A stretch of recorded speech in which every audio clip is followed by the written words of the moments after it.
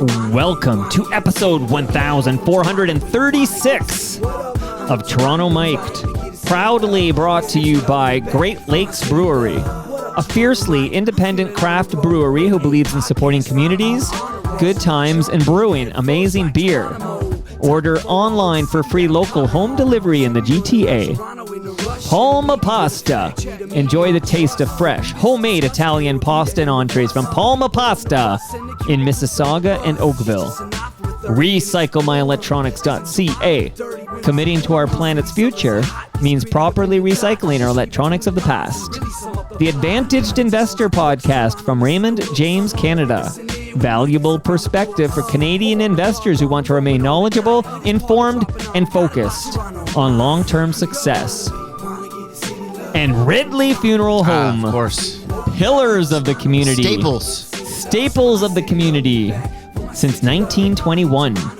Today, returning to Toronto Mic'd is FOTM Hall of Famer Stu Stone. Thank you, sir. It's great to be back. It's great to be back home, Mike. Can I make a suggestion just off the top? Of course. Yeah, you see that light you got right there? Yeah. Maybe just spin it like so that it faces me. Look at this. Now, look at that. Is that okay? I don't know. I don't know. I guess we'll find out. I like it dark in here. You like it dark? You're worried, you know why? Because you're a movie director. I'm just saying, like, you know, because the people who are watching live, they want to see, you know. But now I look stupid enough. You look great. I actually don't care what I look like. If you're happy with how you look right now, I'm happy like this. Let me see. No, it's not that much better. I just don't want to look like the guy from the Frosted Mini Wheats commercial. I got a little bit of an angle there. Okay, you look great. You know, the most recent voice of the shredded wheat guy is a guy I know, Pete Cunio. Oh yeah, who was on Humble and Fred as Scary Bald-Headed Pete. That was his his nickname. Yeah, because Humble gave nicknames to everybody. You know the commercials I'm referring to. There was like the person was like in the witness protection shadow and it's like, I eat Frosted Mini Wheats because I like them, like that with the voice. Yeah, kinda. No, I just remember that there was a guy who had like a frosted side and he had like a nutritious side, sure, and he was like a Jekyll and Hyde thing going on. And now, like, good luck even trying to afford Frosted Mini Wheats. It's like $8 for a box. Oh, I saw on social media. I saw you, Stu, like what you bought. Your groceries. Yes. It was like I don't know, Doritos and Joe Louis and whatever. Sure. Like what's like that? Last time you were here, we have a lot of catching up to do. But you were like working out a lot. Still doing it. But you're just like complimenting your workout with like junk food. It's yin and yang, Mike. You know, you can't have yin without. You need balance. You know, so for every workout you do, you afford yourself the right to eat a bag of ketchup chips or a peach Snapple iced tea. Okay, so but you're still working out. I'm still exercising. I guess it doesn't show, but I am. You know, my voice has got a little deeper from all of the... I would say I haven't really checked you out because check me out, man. You look trim. Like your body fat is near zero. I wouldn't say near zero, but it's definitely like, you know, I look like a guy that like rides the bike. What? You're now right between me and Cam, okay? I'll take it. Because you'll never get to Cam level of like fat freeness, lankiness. I want to say this. First of all, I saw Cam, but we could talk about that in a minute. We got lots to talk about. But listen, if you're out there and you're listening to the sound of my voice and Mike's voice, and you are someone who is like I was and still am, and not, you know, the idea of going and working out and exercising just sounds like a drag, man. You know, you all it takes is just getting up off the couch and trying it that one time. And once you earn that first bit of sweat, you're going to get hooked on it like phonics. You're going to want to do it. So that's just my advice. What are you doing exactly? Like, give us a little taste. Not much has changed since I initially told you my routine. How long has it been since you were here? I was here, I think, in the summer, at the end of the summer. All right. Okay. So it's been a couple months. But... yeah, so I spend about 35 minutes on a treadmill, which is a controversial device because some people say that it's a waste of time, others don't. Who says that? Some people do. You know, you go online. I don't know these people. But you know, I'm on there, and I've learned from my wrestling buddies that, like, you know, the trick is not necessarily the running. The trick is to have an incline and to walk. Right. So I spend about 35 minutes of that. 15 of those 35 minutes are spent at the maximum incline. and I've got music on, and I'm just doing my thing, listening to Toronto Mike, etc. Well, you do look so trim. Do you want to lift up your shirt or is Not that right now. Well, that's a paywall. That's for the photo. That's a paywall. For your OnlyFans. account. Yes, so I do that, but I'll tell you what. When you're doing a treadmill, and I'm sure for you, you're a cyclist, Mike. I'm assuming you're still doing I that. bike today. Yeah.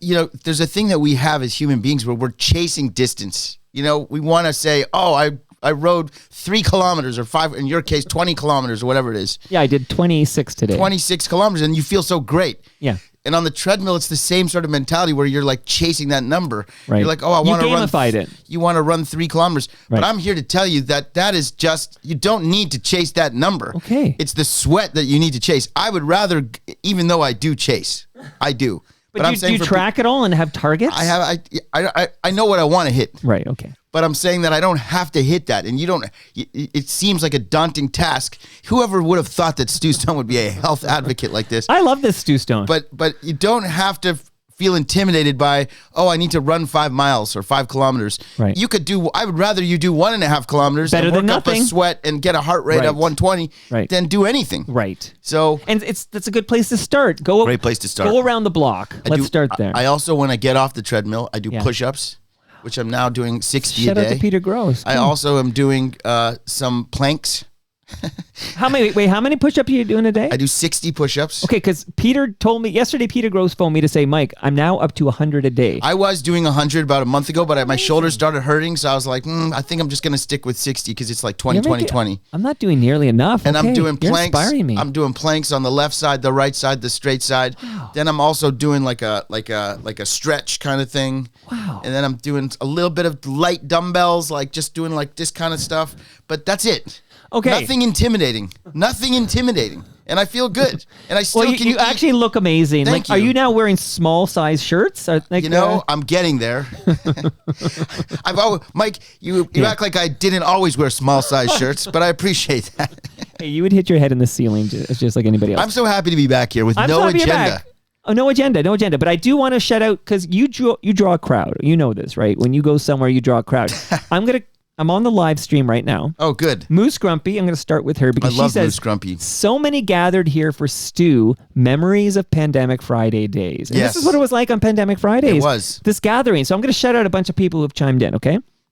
Leslie says, bravo, Stu. Thank you, Leslie. I Leslie? appreciate that. I'm going to, did you tweet out or X out the link? Yeah. So I'll make sure to Live.torontomike.com. spread that right now. Yeah, so I'll just read a few more here.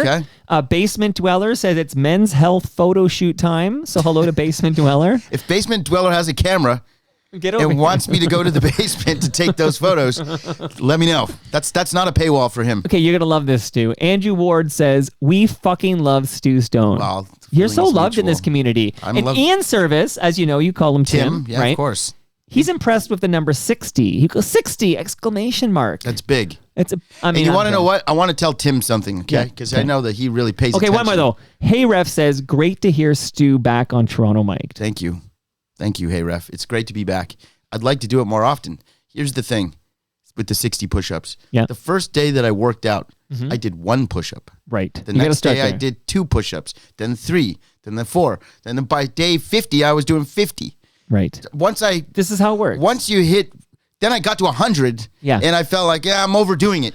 Like I'm not Herschel Walker But over you don't here. want- I mean, beliefs aside. That's a great reference because he never lifted a weight. He Yeah, said. he did like 1,000 and sit-ups and push-ups. He was so cut. Yes. Right. Great reference. Hey, I want to just shout out Canada Kev. Yes. Yo, Stu. What's up, Kev? Smoke him if you got him. That's me talking. And I was telling Mike, am I allowed to say the joke that I said to you when I pulled Only up after here? I just shout out VP of Sales who says they're not booing, they're saying Stewards. And Al says it's very dramatic lighting. He seems, It is. which is what I'm feeling I here. still need to go on Al's podcast, and I'm assuming that Al's going to have better lighting. For sure. I do have a question from Al, but what were you about to say before I rudely interrupted Oh, I was you? going to make the joke. Like, like the name of your street, is that confidential? Oh yeah, don't say the name of the street. then Like, forget that's it. too just this new Toronto. Okay, okay. Not worth it. I'll fix it in post. Fix it in Don't worry, post, I'll as they fix that. say. I'll fix that in post. All right. Okay. So can I off the top get some questions out of the way, and then I have some stuff I want to chat about. But Sounds good. okay. I have some So- questions as well. Should I start with mine? Can I do one and then you do one? And Sure. we'll Why don't back we and go? forth? Well, ping pong. Right. I love it. So Lieve Fumka wrote this when I Lieve announced you were Fumka. coming back and Yes. says, in this, I think the tongue was in her cheek, but I'm going to read it as she wrote it. Okay. So he thinks he can jump into and out of our hearts just like that.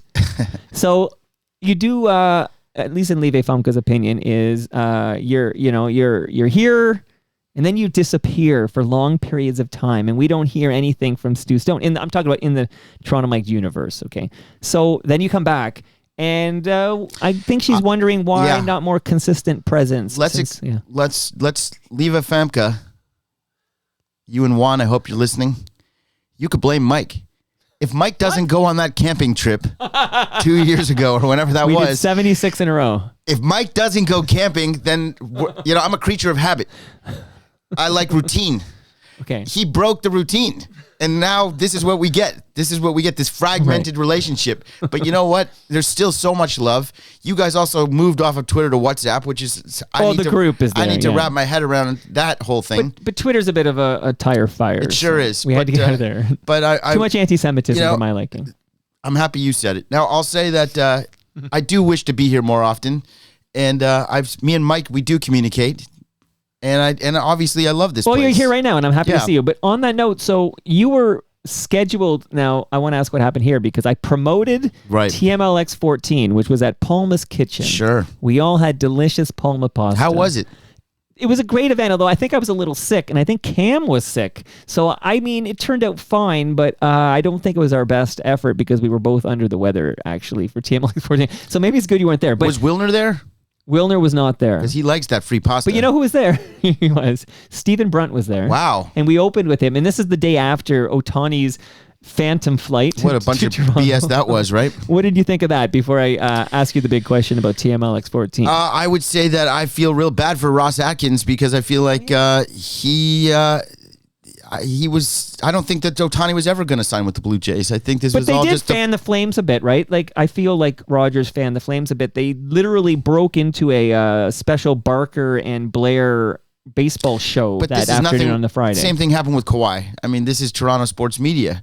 That's what happens here. And you should know better than anybody. You have the... But we didn't know... Yeah, okay.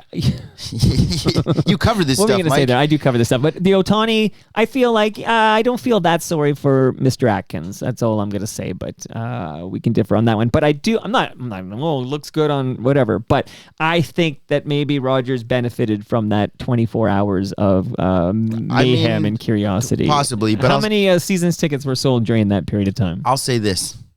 I think that Ross knows more than I do and knows more than you do. And I hope so. I think he does. I think that he has, the Blue Jays bats got cold at the wrong time. They were pretty much cold all last season, but they specifically got cold at the wrong time against the Twins. In the year prior, they were winning 7-1 and a collision in the outfield happened. Right. Last year, he improved the defense to make the Blue Jays the top defensive team in baseball. He traded offense for defense. Right. And then our pitching staff, 1 through 5, even with Alek Manoah having an off year last year, and here we are more talking than an sports, off year. Still ranked as in the top percentile for pitching across the board. Sure. This year we have even better pitching. He improved the defense in a lot of ways. Of course, we did lose Matt Chapman, but we did bring back Kiermaier and IKF and all these sort of buy low type of guys known for their glove. Yeah. I believe that Ross knows what he's doing. But can I ask you about something that happened in the playoffs last season, which is Berrios pitching a gem pulled. I was watching just like you were and just like Ross was. But they had a do game you have plan, any Mike. insight into who made that call? They had a game plan going into that game. Right. It's what? It was written in blood, apparently. Now that's the problem here because the whole style of baseball across the universe, not just in the Blue Jays dugout, has been to not go with the gut and to go with what the analytics say. Right. And the analytics spit out that game plan. And that's not Ross giving them a game plan. That's them having a game plan. Right. Okay. Well, it could be from Ross. Berrios was throwing a gem. All right.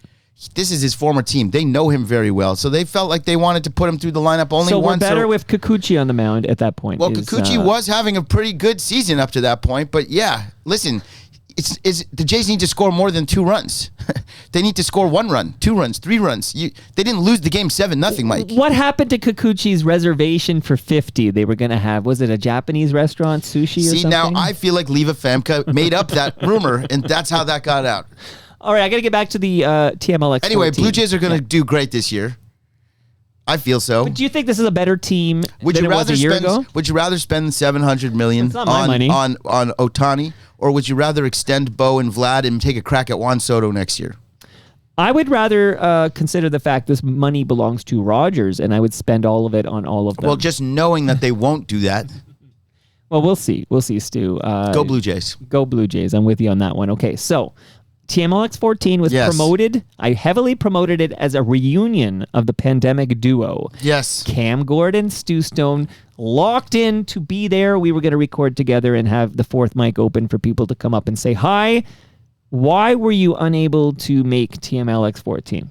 Well, you know, because I told you. I know everything, sure. But our film, Faking a Murderer, which is an older film already at this point, was selected to be a part of the Los Angeles Comedy Festival in Los Angeles. And that date conflicted with the date of your recording. So I couldn't be in two places at the same time, Mike. I thought you were going to make something with Michael Rappaport. I was working with Michael Rappaport, but Michael Rappaport has paused all of his career endeavors to take up for his causes that he's backing clearly every day. But this was for the film festival, and we ended up having a great screening there, and it went very well. And it's funny because the movie was supposed to be playing during the film festival during COVID. They canceled the film festival that year. So it was just as big a surprise to me as you to get a call that, oh, the festival's back this year for the first time since COVID, and we want to put your movie in the headlining spot. So obviously, no offense taken. Not that I should take any offense to that, but you had to go. Basically, your professional pursuits took you to California, right? They did, yes. So you can't be at TMLX 14 in No. Mississauga if you're in California. But I wanted to be at Although TMLX. Taylor Swift would have been at both. She has a jet. She has a jet, right? I'm still with Harold Hussein in the chopper. Don't forget your galoshes. Okay, he's been. He's been here, right? Okay, yeah. I feel like if you say Harold Hossein, I need to let you know he's been in the basement. Okay, so did you want to ask me a question? Because I got one from Leslie here. Okay, I'll go next. I see that your desk here, I don't know if that's on camera here, but your desk to the side here has become somewhat of a Toronto Mike Hall of Fame over here. It organically became this way, yes. Maybe you should take a photo and tweet it out. I will. You have all sorts of merchandise and stuff, and I'm seeing like really cool, like the Mike Cube from CJCL. That wasn't here previously. No, we just did episode 1430. That's brilliant. Scott Metcalf gave me this, and then he also gave me, he wanted to show me how much bigger the mic flash was when they switched from CJCL 1430 to Fan 1430, and there you see the big difference. That's like Retro Ontario would pay big money for those. These are the real deals. They're not making these anymore, right, Stu? Like Ed would want those. Ed knows how to reach me if he wants to make a bid here, absolutely. But it came from Scott Metcalf, that's really cool. Yeah. You are becoming well, did you see I have my copy of see that. Blowing Up? And I see Wisebot gave me that. I can see Wisebot had to have given you that because I can see it's got like the cut in the bottom of the side that, that the implies jewel that case. There's no way that he was paying for that CD. Oh, that's okay. That means what does that mean? That means it's a promo. Oh, I didn't know. If you ever see those in, okay, good to know. That's a music business hack. Okay, the CDs with the chop in the spine there means that wasn't paid for. Thank you. Well, Wisebot probably paid for it. There's no way Wisebot paid for that. And of course, there's my George the Animal Steel. Yes, that's a gift from me as well. Of course. And also all the Palma Pasta that you haven't given out recently. I did hear some complaints about that, Mike. Who didn't get Palma Pasta? I don't want to spill the tea. I want to know who's saying that. Okay. Who's lying to you? Okay. Leslie says. Yes. Cousin Jano, and then puts in parentheses of the cool glasses. And I just want Leslie to know, I know who Cousin Jano is. I've met her multiple times. I met her at the Lowest of the Low documentary premiere. I met her at the 299 Queen Street West documentary. I've met her at a TMLX event. I know Cousin Jano. Cousin Jano is a fan of Dark Side of the Ring. Oh. She would like to know if Stu has seen Iron Claw, and if so, what he thought of it. I have not seen Iron Claw yet. But what is that for us? That is a film about the Von Erich family, okay. Which is a film I should have seen like immediately. It just didn't happen. I will see it, but obviously I know the story. Dark Side of the Ring did an episode on it. I personally went to Hawaii and interviewed Kevin Von Erich and his sons and spent a lot of time with the Von Erichs, know the story very well. I will see that movie, and I'm sure that it's I'm sure that it's You a should very see it with Jano. I cousin should. Jano. It's a very depressing subject. Basically, there's only one brother left. But it's if you imagine, you know, the Hart family, the story of the Hart family. There's like 20 brothers and sisters. That kind of thing. This family, the Von Erichs, all the brothers were part of wrestling. So is it sad because did they take their own life? Yes, or- yes. Oh, All of them yeah. did. Not just one of them. All of them did. Okay, it's almost like the George Chiavello family. It's pretty story. sad stuff. Okay. So there is one brother that's remaining, Kevin, who's a great guy. And so, yeah, I know the story very well, Okay. intimately, and I know the participants very well. And I just know that that's a movie that is going to be a heavy watch.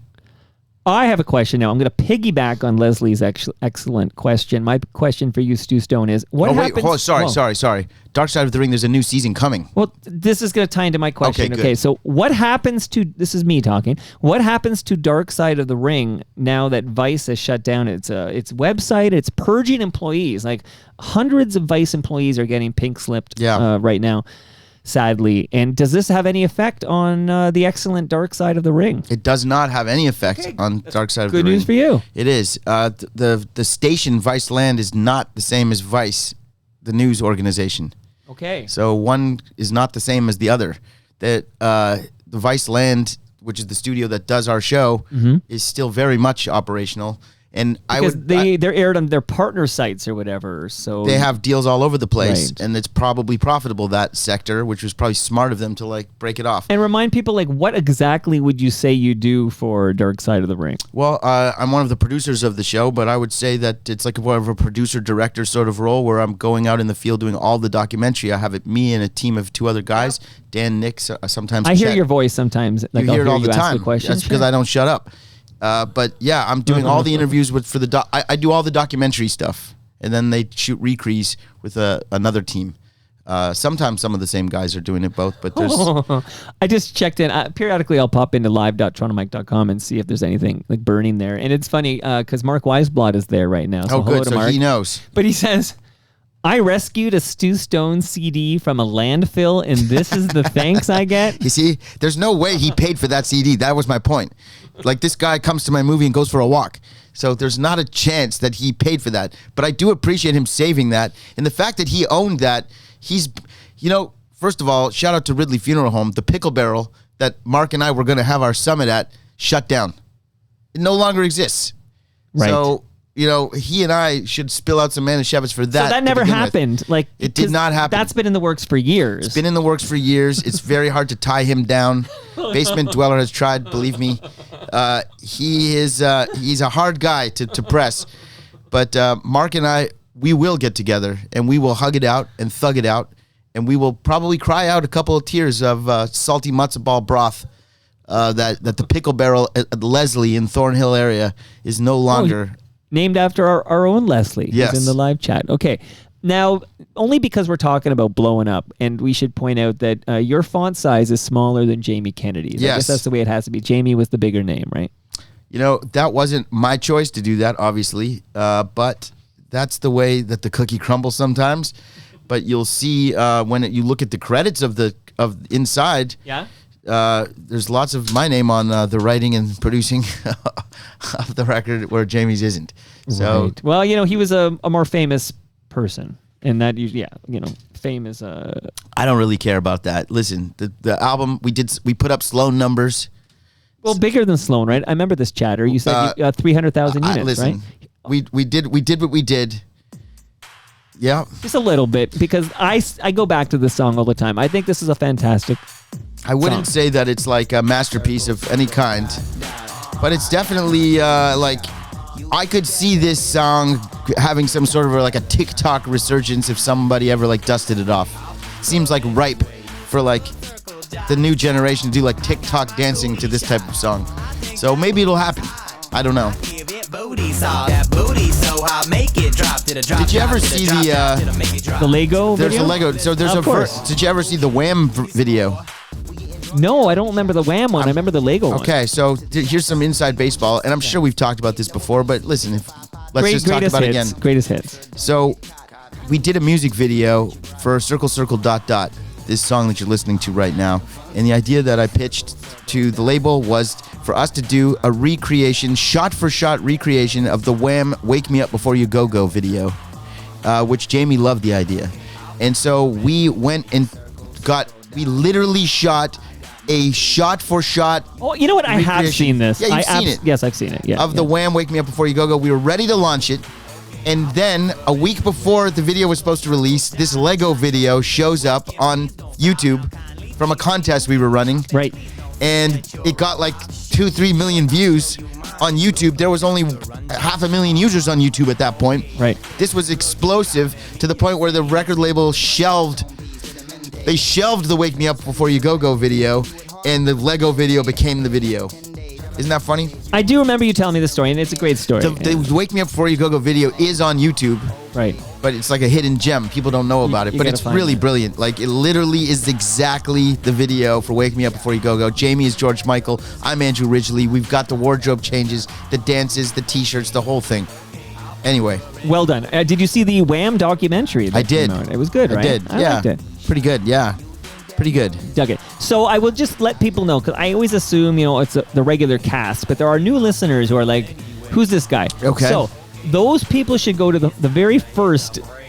There's a tab at the top of TorontoMike.com where it says notable guests or something. Go there, or guests, I don't know what I called it, but go there and find the first appearance by Stu Stone, and we walk through, because Stu is a guy, we can't just cover everything again. We can't do it again, because you've got the child acting career, which we'll touch on, where you were like a child acting superstar, and then you grow up and you're in Donnie Darko. I know you want to chime in, except I'll run through it real quick to say you've got the music career, which we're listening to now. There's a lot of great music you made, particularly with Jamie Kennedy, but not without him too. And then you've got there's a whole wrestling thing where you're like a manager for wrestling. You make me sound like a crazy person. Well, you sound amazing to me. And now you're this guy who directs movies, and we'll touch on that obviously in a moment when I get through these questions. What were you going to say? No, I was going to make a joke that was off color, so I'm happy that you didn't allow it. I could fix that in post. Okay, so Gilles LeBlanc writes in. Oh. A couple of questions came in about somebody associated with WWE, which I used to know as the WWF, but Gilles LeBlanc says, will the Vince McMahon Netflix documentary ever see the light of day? I heard that it will, and you would imagine that the documentary filmmakers of that movie probably can't believe what has happened with Vince McMahon in the last year. If they were rolling cameras, I mean, for wrestling fans, they could relate to the Wrestling with Shadows. Did you ever see that movie? Wrestling with Shadows. It was a documentary about Bret Hart. Yeah. And his whole WWF career came apart while they were filming the Montreal Snow Job? What was that called? This is Montreal Snow Job, exactly. Right. They had the Snow Job on the Screw Job, Mike. The Screw Job. Come on. You know what? I'm thinking of Much Music had the Snow Jobs. Shout out to David Kynes. But yes, definitely. Shout out to him always. We'll get back to him. Now I've lost my train of thought. Oh, you're thinking of David Kynes, and you're thinking of your next deal over there. Yes, which I have in place. Well, we're going to talk about that soon once we get. What the hell was I just saying? You said, have you seen that documentary with? Oh, right. So the Bret the documentary, Hitman Hart, the only wrestler to appear on The Simpsons. That's probably true. My point is that those filmmakers got so lucky. Now you've got these, and I wouldn't call this lucky. These circumstances are obviously horrific. And to quote Canada Kev on the live stream, Vince McMahon is absolute scum. I've read these accounts. This is horrific. Listen.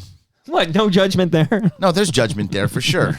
There's definitely judgment there. But I will say this. It's not against the law to be kinky, Mike. You know that. It is against the law to do things against people's will. And if that is the case, and that's what Vince McMahon has done and participated in. I think it's the power imbalance that's not fucks cool. with the kinkiness there. But, yeah, I agree. That is not cool. That is not cool. And obviously, this is not new. This is not new news. And people, it's crazy that if these guys would just, and I don't want to sound crass, Mike, but, think about all these older guys that we looked up to. Some of us looked up to Bill them more Cosby? than others. If they would have just kept their you-know-what in their pants and late in their life. Vince is 77, 78 years old. He managed to get away with all of this stuff. Just, you still need to do this stuff. It's, Bill Cosby. Right. Now, Bill Cosby, of course, he would drug these women. This was a rape. Right. But okay, so even Donald these are terrible even Donald people. Trump. Right. It's like he was with this hush money thing that he's going through right now. That whole thing could be avoided if he just didn't you know. Yeah, stick to adult consensual sex. Well, it's also like the sexual acts in general. Like if you're 70, in your late 70s, early 80s, and you're still sexually active like that, I don't know whether to say God bless you or to say like God help you. Like, okay, but if it if there's no power imbalance and you're not, there's some fucked up shit I was reading about with what Vince McMahon was doing there. But if you're just you have a girlfriend and you have consensual kinky sex and you're in your late 70s, God good bless on you. Sure, Yes, sure. Maybe there's a blue pill involved, maybe Yes. not. But that's living your best life. And But it's not living your best life when it's done in like this dark sort of like. Well, not you're what saying. Vince did. No, exactly, and Okay. and the details are absolutely disgusting. You know, I don't know. I don't know what to even make of it. Will there be an episode on that? I'm sure if we go like season 8 Andrew or 9. Ward's question is, can you ask Stu if he thinks the current travails of Vince McMahon will merit an episode of Dark Side of the Ring? It definitely would merit You got to be one. working on that now. This is the darkest side of the ring. Well, I don't know if they're going to do one or not. Wink at me if you know. I don't. We've already shot season 5 and we didn't do a Vince McMahon episode. When does season 5 hit? It starts next month. It starts airing. So we've already done 10 episodes. And tell the Canadians listening where they can actually see. They can watch it on TSN and Crave in Canada. Absolutely. And in the United States of the Americas, you can watch it. Are they listening? Sometimes. You got that guy from Buffalo sometimes. Oh, that's true. There's a bit of a Buffalo. The WUTV crowd. Well, Buffalo Boy came to TMLX 14. He drove from Buffalo to attend TMLX 14. And he's a big fan because he got radio from Toronto and he loved the CFNY episode. Listen, and Humble and Friends at the end of the day, this just to close the book on this Vince McMahon topic, obviously the allegations and the details in the lawsuit are absolutely disgusting. Okay? Let's just, we all agree on that. It's tough for people who are such big fans of wrestling or big fans of Bill Cosby or big fans of anybody to separate the guy that they admire from the acts that they did. It's not that hard for me. I think that it's if he did these things, which it looks like he did do these things, gross, awful, despicable. You're going to need deplorable. a whole season of Dark Side Yeah. of the Ring to cover this Yeah. gentleman. Yeah. And that's coming from a guy that like literally, if you look in the liner notes of the Blowing Up album, I thank Vince McMahon. Because of the wrestling album. Yeah. He's all over that wrestling album. Fucking me too. I've listened to I'm a lot just of very disappointed, and I think Still like listen to all the of rest our, of the I album. think that's part of like, maybe it contributes to some of the depression that our generation feels, that all of our heroes have let us down in some way or another.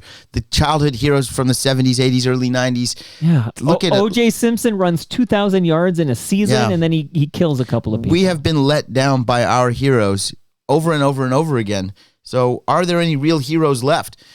The heroes that we have right now, 20 years from now, are we going to find out that they actually did like some fucked up shit? What do you know about Tom Hanks? Anything there I need to know about? I don't know anything about Tom Hanks, but I know that like conspiracy theorists like seem to think that he's like, he invented COVID or something like that. Oh, yeah. Well, he was early adopter. But you know what I'm saying? It's like I know exactly what you're saying. everybody's a human being who has skeletons. And so is there somebody that doesn't have any that involve like Jimmy Carter. defecating on people like the Vince allegations? Right. And again, consensual adult defecation on each other. I don't judge what you and Monica do. No judgment there. This is a different situation. If you want to read up on it, you can. But it will be a whole season of Dark Side of the Ring because it gets awfully I mean, fucking you dark. got OJ, you got Bill Cosby, you got Hulk Hogan, who managed to come back from his scandal. You got OJ, you mentioned already, Elmo, Michael Jackson, R. Kelly, R. Kelly. Miramax Films, Harvey Weinstein. White. Right. White. Right. Vince now. Right. That's a pretty big laundry list of guys right there. Oh, wow. Okay. Speaking of guys, Basement Dweller. That's quite a segue. Legit question for Stu Stone. Does he know what orgies are yet? Okay, so just so you know, did I tell you that Cynthia Dale was in the basement? Yes. So the first time we chatted was via Zoom, and then she actually visited, and I replayed that clip, which I don't know if she loves hearing that clip, but we absolutely talked about She's you got to in that stop clip. it. She's got to embrace it. That's what I said. Lean in, right? She is married. Heavenly Bodies is the name of this movie. She's still married, right? Yeah, this is the thing. So she doesn't do what a lot of people do where they will reference warmly their spouse. Like I noticed an absence of like warm references to her. It's like Heavenly Bodies too. Same thing. Okay. Okay, because I have no knowledge of anything. Like, for all I know, they're still as happily in love as they ever were. It's just I noticed that we talk enough that I noticed not mentioning the husband. Stratford's second most famous resident. After Ron Sexsmith. Or Justin Bieber. But, you know, tomato. Right, I forgot about Biebs. Okay, I was Ron fucking Sexsmith. You know, Ron Sexsmith and Jason Bieber. The difference is marketing, right? The difference is marketing. Come on, both great, talented singer-songwriters. So where was I? So Cynthia Dale came in. So I don't know if your ears were burning, but we played the orgies clip. And for those who don't know, you got to go back to that first episode of Toronto Mic'd. But absolutely, there's a movie called Heavenly Bodies, and it starred Cynthia Dale. And the child of Cynthia Dale was my very own friend, FOTM Hall of Famer Stu Stone. Yes, my first movie role. It was an exciting film to be a part of, and it's looked back fondly after all these years. You know, you have a lot of 80s movies that did not age well. You know, Revenge of the Nerds, Porky's. These are movies that you thought were classics that you can't even turn on now. It's like, really, they do not age well. And I would say that Heavenly Bodies aged like in reverse. Like the way that it was accepted when it came out was like, ugh. And now you watch it and there's this like, oh, I miss this era. And this takes me into that 20-minute workout era where life was just all about simple plot lines, like an exercise studio competing against another one in a dance-off. Like, I know exactly, Stu. I know exactly what you mean about these movies that did not age well. And here's a big thing I remember from the 80s that we sort of enjoyed in our 80s movies, etc. But looking back now, it's like, oh my God. But the big thing I remember is, for example, Revenge of the Nerds. Yes. Okay. The hidden camera to watch women change. I forgot about that. Huge plot point, a massive plot point. And there were other movies of that ilk that did similar things. I want to say Porky's had something like this, right? But what about also, Porky's they spied through the thing. Right. But what about in Revenge of the Nerds when... Right.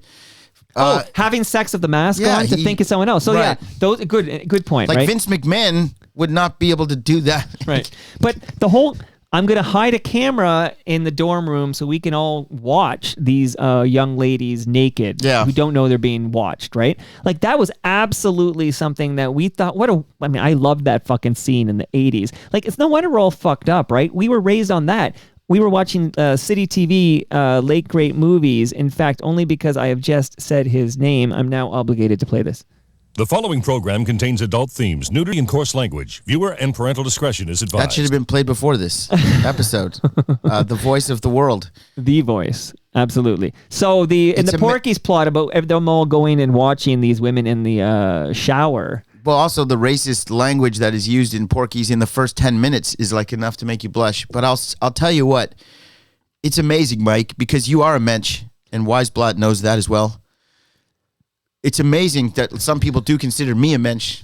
There's no accounting for taste there, Mike. But how did we overcome all of that? Like we were raised with this type of stuff was the stuff that motivated us, that inspired us, that we were high-fiving over.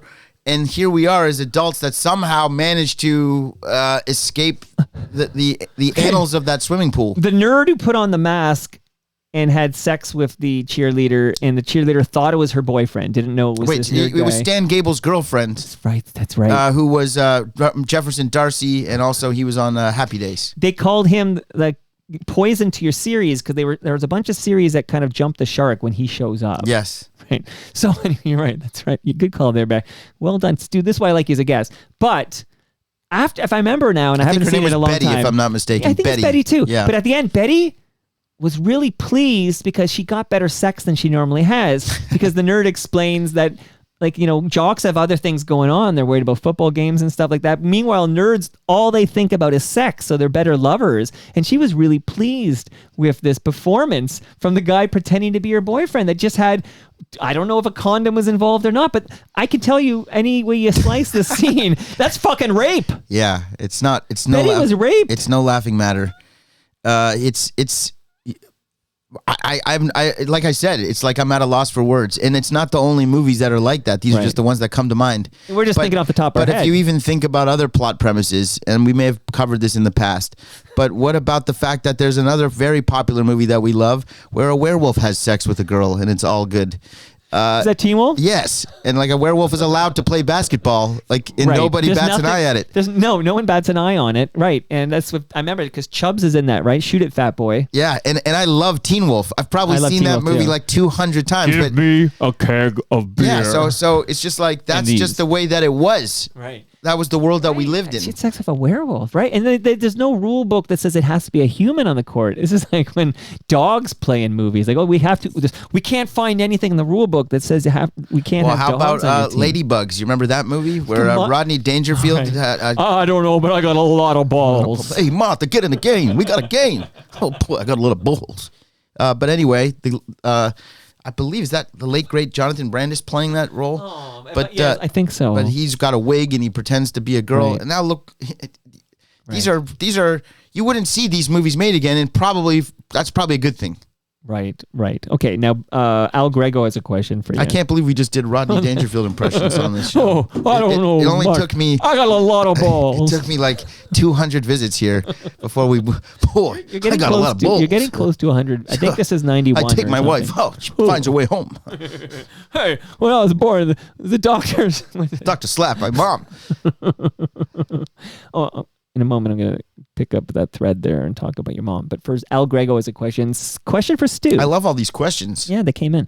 Has he seen the show Heels? Yeah. I really hope they find a new home. It was a really good show. Heels is a wrestling show that was on the Stars Network in the United States, and a good buddy of mine, Luke Hawks, is a wrestler that is part of that production. I don't think they're going to find another home for that, sadly. But it's amazing how many different, in the last decade, how many different sort of wrestling shows popped up. You got Glow. Glow and Heels and Dark Side of the Ring, and now the Von Erichs movie, and the Vince McMahon thing's going to come out soon. And A&E has like a whole wrestling night where they have bios and this and that and the other thing. And WWE just is hotter than ever, Mike. They just merged with UFC. They have a new company, TKO. I'm sure you're familiar with it. Ari Emanuel, the great Ari Emanuel, who the character Ari Gold is based off of in Entourage. The real Ari Emanuel now owns, or he's sitting on top of the mountain of UFC and WWE. And boy, it is a fascinating time to be a wrestling fan. I mentioned Chubbs. Shoot it, fat boy. Yeah. Terrible shot, but it went in the net. Okay. Also, is he not Francis? Correct. So he had a trifecta. Early days of TorontoMike.com, the blog, I was writing about the trifecta of this actor whose name is Mark Holton, I want to say. Like in my mind, you can see I didn't Google anything. And anyone said it on the live chat. I think it's Mark Holton. So not only was he Francis in Pee-wee's Big Adventure, which was an epic role in a movie we loved, but he was Chubbs in Teen Wolf, but he was also the guy. He was on Herman's Head. That I will take your word for, but I can tell you he was in The Naked Gun. Oh. As the guy, I think, isn't he the guy who says, No, Frank. Weird Al Yankovic is on that flight. I love The Naked Gun, might be the most I've ever laughed, but he's the guy who points and goes, it's Enrico Palazzo. Yeah, he does do that. Oh, you know who's on the live stream? Who? Cable Guy Jeff. Oh, he knows. He does know. He By fucking the way, does know. going back to Teen Wolf for a second, did you Yeah. ever see Teen Wolf as well? Teen Wolf TOO, Teen Wolf 2? With Jason Bateman? Yeah, and he's like a... I think I saw one. Boxer? Like a werewolf Oh. is allowed to box teenagers. I can tell you this. I think it was a free Teen Wolf, which I saw in theaters, actually, at the now gone Humber Odeon, which was at Jane and Blue, or I saw it there. But Teen Wolf, I believe it aired during like a free preview of like First Choice Super Channel, and we recorded it to VHS. So I think I've seen Teen Wolf like 100 times. Yeah, same here. When we used to tape movies. Yeah. And yeah. that would be And one. you'd watch them over, yes. And it's no... being in now a filmmaker, and me and Adam have 5'7" productions, get 5'7" there, yeah. films, but doing a kids show for CBC a few years ago that we produced. With Mike Wilner. Yes, but you realize that there isn't a need to do multiple seasons of that show, because just as we watch Teen Wolf 100 times, Right. kids will watch the same thing over and over again, which explains why My Pet Monster, Right. the cartoon that was my very first cartoon show, Right. we only did 13 episodes, and the same 13 episodes aired for 20 plus years. Wild. Isn't that wild? Because kids will just watch. Kids are They'll stupid. watch Frozen 200 times. They don't care. Nothing's changed on that front. You're 100% right there. I got to say hi to Jeremy Hopkin. Yes. Why not? Why not? Because he says, he makes a good point here. First, he was a bit late to the live stream and hello, nice to see you there, Jeremy. But he makes a nice point. He says, we were talking about how did we get out of the 80s with all that shit we were exposed to. And he says, where is it here? It's hold on, this screen does jump a bit here. Oh, actually, Canada Kev says, come on, Mike, get a grip here.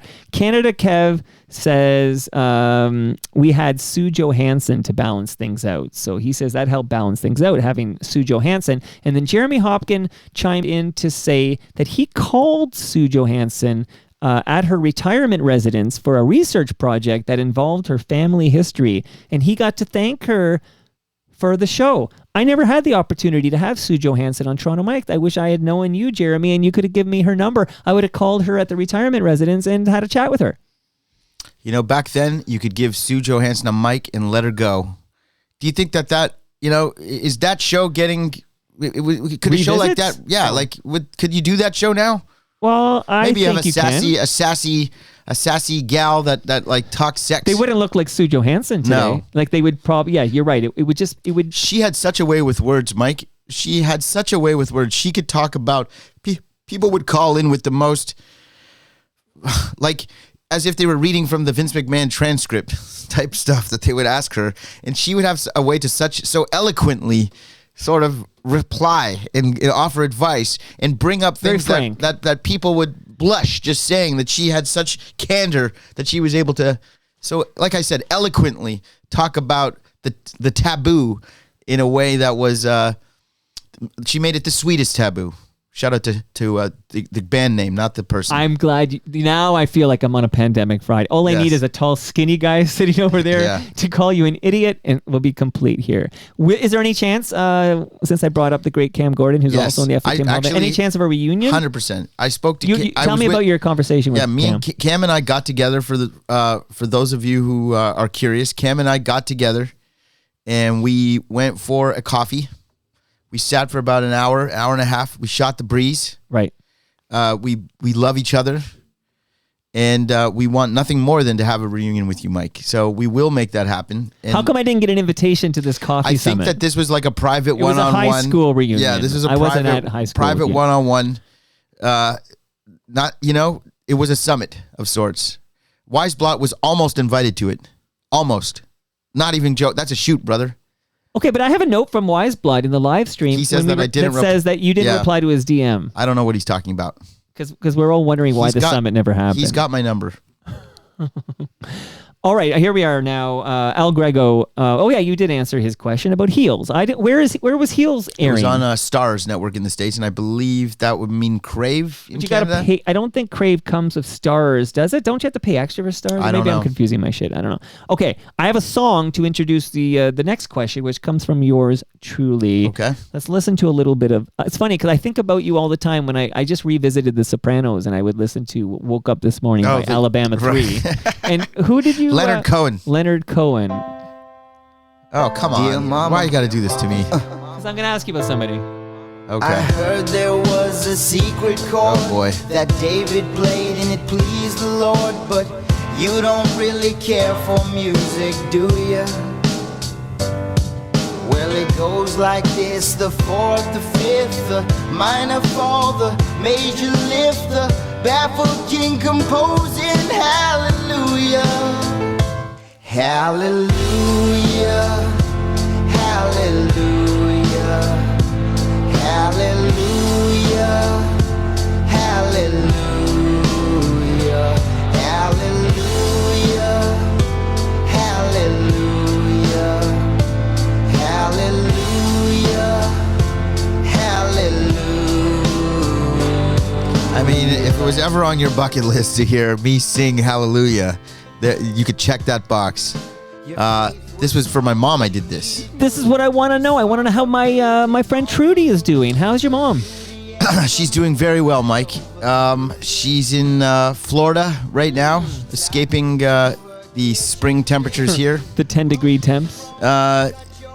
She's a snowbird now. She's at that stage where she can escape, and she's got a place there. She's with her friends. She golfs. She does some woodworking. She does. She watches Oak Island. Does she miss you on Toronto Mike? Does she miss Pandemic I think Fridays? she's watching now, if I'm not mistaken. Should I try to call her? I can try to. Yeah, ask her. YYZ points out Heels is not on the base Crave. You have to pay extra, which is what I thought. Because I have Crave. I like my HBO shows, but I don't have these Stars shows, and I'm not going to cough up another cent for the Stars shows. Yeah, well, then you won't be able to see it, Mike, because that's where it is. My loss. Yeah. I tried to call her. There's Al no answer. Al Grego's going to visit me later today. He's literally going to be here after your visit, Well, and I'm going to get him to explain all the stuff that happened in Heels, so I don't have to watch. That makes it easier for you, Mike. So is your mom answering? She didn't answer. Okay. Oh, here she is. She's calling me back. Okay, So let's see. I'll bring down Hallelujah. Oh, that's my sister, actually. But we're looking for Trudy. Is Trudy with you? Oh, she just Toronto Mike just wanted to say hi to her. Hi, Trudy. Oh, she can't look. Hi, nice to see you. Okay, I'm sorry, I'm driving. Yeah, just She's be got to safe. focus. Just She's be got. safe. I don't want to cause any All right, problems. but she's doing well. All right, safe travels. She looks good. Tell her she looks good. Mike says she looks good, and he would. Well, our family, we don't know how to take a compliment, Mike. It's good to see Trudy. Yes. Trudy, I always loved the fact that she would be on the live stream. Yeah, to so watch that's why you she's on not on Toronto. now. She's driving my sister driving. to the airport so my sister can come home. Are you going to visit your mom in Florida? I don't think so, Mike. Because how long have you been back in Canada? Not very long, Mike. But You know who does that? Tom Wilson from Junk House, who was also at TMX 14. He'll be, he's a great orator and he'd be telling me stories, but he'll always say, well, let me tell you, Toronto Mike. Like he says Toronto Mike over and over again. So it's like one of the things he does. But this was not meant as a tribute to him, but you could, but by all means, why not? So Toronto tell me Mike. when, so Yeah, so I'm here now, clearly, because I'm here now. But I'm working should on. we start the show? This is all the pregame show. Should I be recording this? I hope so. I'm working on post-production, as we call it, Mike. In the business. Let's get to this part. Okay, thank you. This is a good segue. So let me just thank Great Lakes Brewery. Please. Literally, the Great Lakes people were here this morning. The greatest. The greatest Lakes Brewery. They were here this morning because, I see now in the live stream, because there's a delay, so I now see Trudy on the live stream. Like, what an age we live in. Holy smokes. Okay, so I'm here to tell you that They're Great Lakes listening in the Brewery, car. delicious fresh craft beer. They were here. We recorded another episode of their podcast, Between Two Fermenters. That's funny. Yeah, it is funny, and it's a good show, and I got to edit it, but it's going to drop next week. Meanwhile, Palma Pasta. Who told you they didn't get lasagna? Do you want a lasagna? Sure. Of course you're going to get a lasagna. Absolutely. One in my freezer for you, Stu Stone. Thank you, Palma Pasta. They're going to feed us at TMLX 15. Are you in Toronto for June 27? I couldn't tell you, but Can't if I tell am, I will 100%. You and Cam come to TMLX 15. It's at Great Lakes Brewery. Will be fed by Palma Pasta. And of course, your first beer is on the house. Shout out to Ridley Funeral Home. Always shouting out them. I got a measuring tape for you, Stu. This is courtesy of Ridley Funeral Home. Does it measure in inches by any chance? Yes, it does. It's got that's both convenient. centimeters and inches. Or you can, like when you do your workouts, you can measure your waist. You know, and see I was if it's always shrinking. curious. Now I'm just going to eyeball this. What's going on Is over this there? centimeters? Both, right? Isn't it one side centimeters, one side inches? That's not good.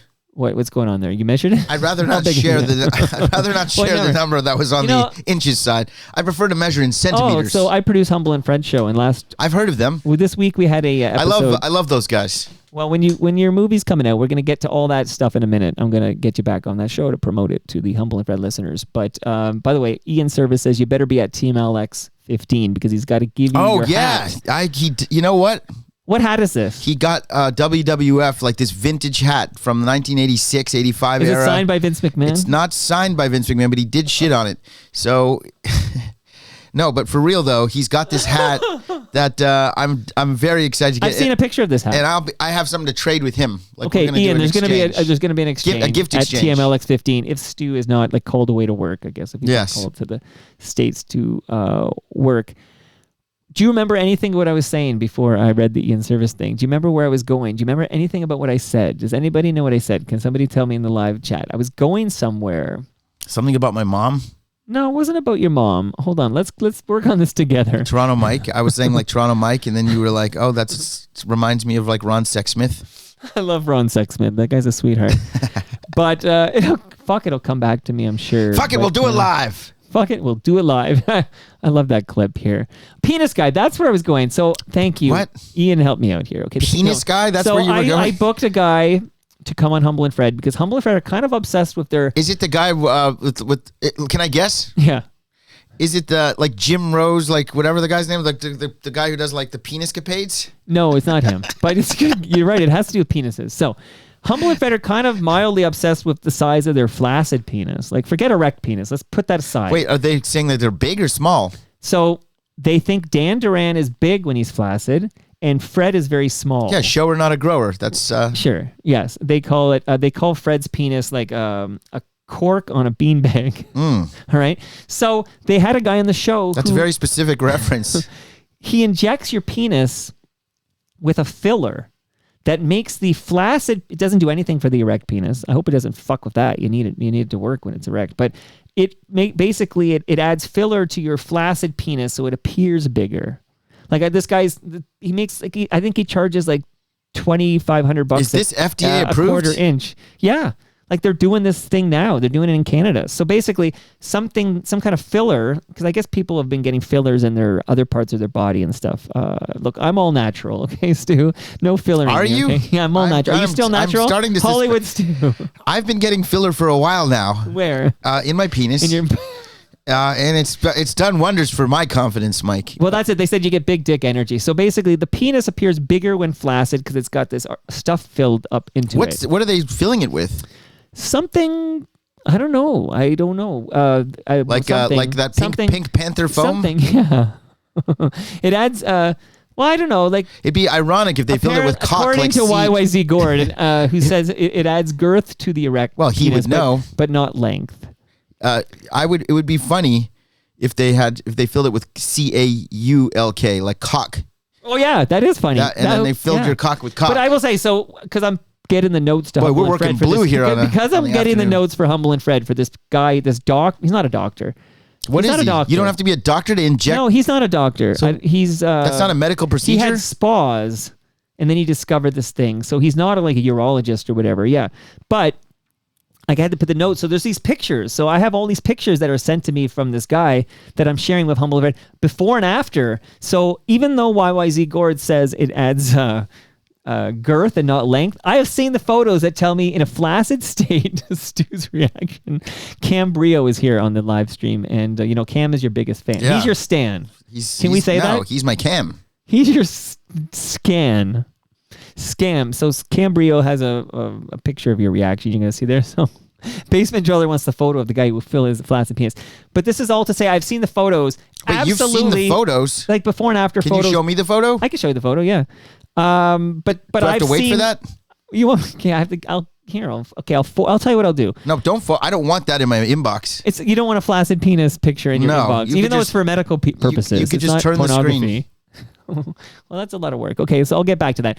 I want to tell you, Stu, you're doing quite well. We're going to dive into some things I learned about 5/7 films. Wait, before that, finish this penis talk. So you saw the picture. No, my point is, it absolutely is not just girth, okay? I think something to do with the weight of this filler in the penis makes it appear Heavier. much longer. So I'm telling you, I've seen, unless, they cherry pick the before and after pictures because it's marketing, right?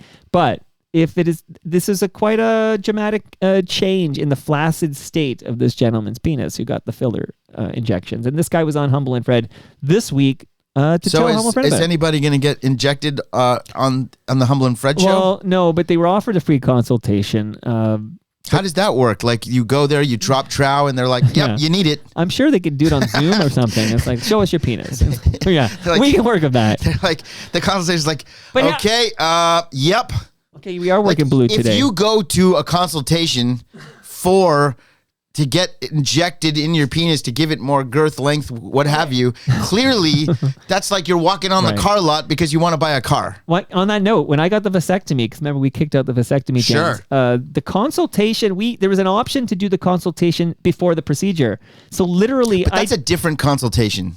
I guess you're going to get it, right? Well, it's also You're gonna like see a urologist. But also like, when you're going to get your balls cut off, Yeah. metaphorically, Yeah. do they try to talk you out of it? No, they just make sure that you're done having kids. Like they do have a little chat with you, like how many kids do you have? And you're like 5. I said 4, and I didn't get a lot of follow-ups. But I suppose if I said I had 0 kids, they might Do you think that they ever talk somebody out of the room? I bet you that they have a moral obligation to just make sure you know that this might not be reversible. Like this might prevent you from it's supposed to prevent you, but this will probably prevent you from having any children. Like I bet you there is at least one person who has walked out after the consultation when they said, maybe I just haven't met the right woman yet. I mean, you got to think from like a capitalistic sort of state or mindset. Capitalism. Think about that. If somebody walks in anywhere for a consultation, does any industry talk you out of the room or convince you not to spend your money there? But there's a moral obligation to But is there moral obligations when it comes to injecting penises with girth? It already by injecting your penis with filler, you're already morally not showing your real actual penis. I have no interest in this procedure. I'm not. I can't remember how it came up. We were talking. I'll tell you how it came up. Because you handed me this measuring tape. So shout out to Ridley Funeral Home. I may need the filler based on what I've seen from Ridley Funeral Home's measuring tape. This is wrong, right? Like this is I don't think it's wrong, but I do urge you to subscribe, to consider Ridley Funeral Home and subscribe to Brad's excellent podcast, Life's Undertaking. We actually recorded a new episode yesterday. He's selling a hearse. He bought a new hearse for Ridley Funeral Home, and he's got a 2010 great condition hearse. How much does he want for it? $25,000. That's for it? A good condition, low mileage, relatively speaking, 2010 hearse. Okay, I may have a buyer. Okay, well now let's talk about this for a second. Okay, you know our mutual friend, yours, Cam? hero of pop culture, Ed Conroy. Yeah, of course. Retro Ontario. He's in the Hall of Fame too. A fellow Hall of Famer. First Hall of Famer, I think. He and I, the couple of times that we've run into each other, mutual adulation for one another, just based on the fact that we are both Hall of Famers. That aside, right. He was once working with another filmmaker on a Mad Hatter. I don't know if you recall this. I do Mad remember Hatter this. documentary. Of course, that's in the Esplanade. No, where was the Mad Hatter? There were several locations. Okay. But that, ironically, and we can talk about this offline, but that project somehow landed on my desk a few weeks ago because it never got finished. But anyway, the guy from the Mad Hatter bought a hearse, and he would pick you up for your birthday party in a hearse. So you're looking for a hearse. If that guy would want to buy a hearse. Okay, this is wild because I only found out about the hearse being for sale yesterday because this new hearse only arrived at Ridley. Well, you need to tell week. Ed to tell the Mad Hatter guy that there's a hearse for sale. Okay, I will. Maybe you can get a commission for that. I don't even need a commission. I'm just happy to help out my friends here. I do want to help you out, Stu, because if you have any... Is this a Barb Paluskowitz plug? No. There's a great podcast. Whether you have, an investor you work with, maybe you've got a guy and a gal you work with. I do. If you do, I hope they're with Ridley. I hope they're fucking... Did I just say I hope they're with Ridley Funeral Home? This better have something to do with Raymond James Limited. It's all about fucking Raymond James. I'm here to tell you, even if you're managing your own investments, you get great advice, great best practices from the Advantaged Investor podcast from Raymond James Canada. And I want you, Stu Stone, to subscribe and listen to the beautiful voice of Chris Cooksey as he interviews experts and brings that knowledge to you. The Advantaged Investor. I have a great guest for him. I'll give you the name offline, but that would be a good guest for him. Okay, give me that info. On the Advantaged Investor. Yeah, the D is tough to nail. Back when we were selling ringtones back in the day, you remember ringtones? Of course. It's so funny how ringtones was such a huge economy, and then it wasn't. Right. Now everybody's phone's on silent. Well, it's been smartphones, I think, killed. But still, people don't want to hear fucking ringtones when their phone rings anymore. But back then they did. Right. But back when we were selling ringtones, and we had ... ringtones for sale. So if me and Jamie were playing at a comedy club, or we were at a party or a gathering, or doing a show like yours, although you would need a time machine because shows like this didn't exist back then. Right. But we would actually get the person's phone and make them get the ringtone like right in front of us. So you could, if you want people to subscribe and do some hand-to-hand combat, when you have guests and I'm just giving you a tip. I like this idea. I'm giving you a tip. If you have, Dean McDermott down here. We had a falling out. Did you? And it went into people.com. I think I remember that. Yeah, there was. But by the way, nothing I did wrong, just so you know. Yeah, never you. He's But you could he's actually. got some issues. Okay, if you had, let's name an FOTM that would be down here. Steve Paikin. If good old Stevie Paikin. If Steve Paikin was here, you could take his phone and you could actually watch him subscribe Right. to the Advantage Investor, and the amount of shows Right. you do, which is over 1,400 episodes. 5 a week or whatever. You could probably get like a lot of subscribers per week. Hey, and also sometimes there's 2 down here. I had Rob Pruce with Liza Fromer yesterday. And Rob would have hit subscribe because, like, who's going to say no to you in the moment? I love this idea. Yeah. And I could make sure, you're not subscribed to Yeah, Toronto and then- Mike? You and then son of a do bitch. it. I do Yeah. that. Then I subscribe into the Advantaged Investor. Then between 2 fermenters. And then I subscribe to the Life's Undertaking. Do you know what we call that in the industry? Growth. And you don't even need to get your back penis to the injected. penis filler. It's we are professionals here, Oh, my Mike. God. We haven't lost a step. Oh my God. Okay. I wish that the penis filler was a sponsor. Then I could They just- should be, because there's a lot of little dick energy in this room right now. On that note, Yes. 5'7" film. 5'7" films. Okay. Yes. I have a bunch of questions here. So you Okay. ready, Stu Stone? Now that you're warmed is up. so fun. Now that you're warmed up. This is the biggest this headline came across my social feed. I think it was like the day before yesterday. Okay. I'm going Oh, to read it to you. sure. And you're going to tell me what the fuck it means. Okay. Canada's Frantic Films. Yes. 5'7" Films strike scripted and unscripted formats pact. Packed in It blood. sounds to me like the UN or something. There's Yes. the scripted and unscripted formats pact between Frantic Films and your company, 5'7" Films. I'm going to read the byline now, and then you're going to tell me what the hell it means. Canadian production companies Frantic Films and 5'7" Films have struck a strategic deal to develop scripted and unscripted formats. Under the strategic partnership, the companies plan to bring multiple projects to the market in the coming years. What does this all mean? What's going on, Stu? Well, Frantic Films is an esteemed company in Canada. They did the Baroness von Sketch Show. They do all sorts of You want me to blow your fucking mind right now? Sure. You know we've been talking about Leslie in the live stream? Yes. Do you know who her sister is? Who's her sister? Carolyn Taylor. Wow. One of the Baroness von Well, then Sketchers. she's familiar with Jamie Brown and the Frantic Films team. So they also have a show, a pottery show with Seth Rogen going right now. Business is booming for them. Wow. They also have an office. This is some inside baseball for Yeah, you here, I love Mike. it. They have an office. They are located in the wonderful city of Winnipeg. And I know. Mike, that I love shooting my movies in Winnipeg because they got that great tax credit. So Yeah. to team up with Frantic Films, for 5'7" Films to have a strategic partner who has their flag cemented in Winnipeg with A-list crew, talent, payroll services, legal, all of the things that I could need to make a movie, or a TV production. Right. It makes perfect sense for me to go and make a deal like this. But 5'7" Films is just you and your brother-in-law. Well, there's more of us now. But it okay. is just me and my brother-in-law. But for you the and your most brother-in-law, part. like you guys, is Yes. it a 50-50 thing? Yes. But is there any other people owning this? We just sold off a small piece, but it's still Adam and myself are the majority shareholders. Correct. We sold a learning bit. so much. There was somebody that Who'd you must sell have, it to? David Kynes? Well, we sold a little bit to Raymond James, one of his investors. No, we got some private money coming in to finance a couple of films.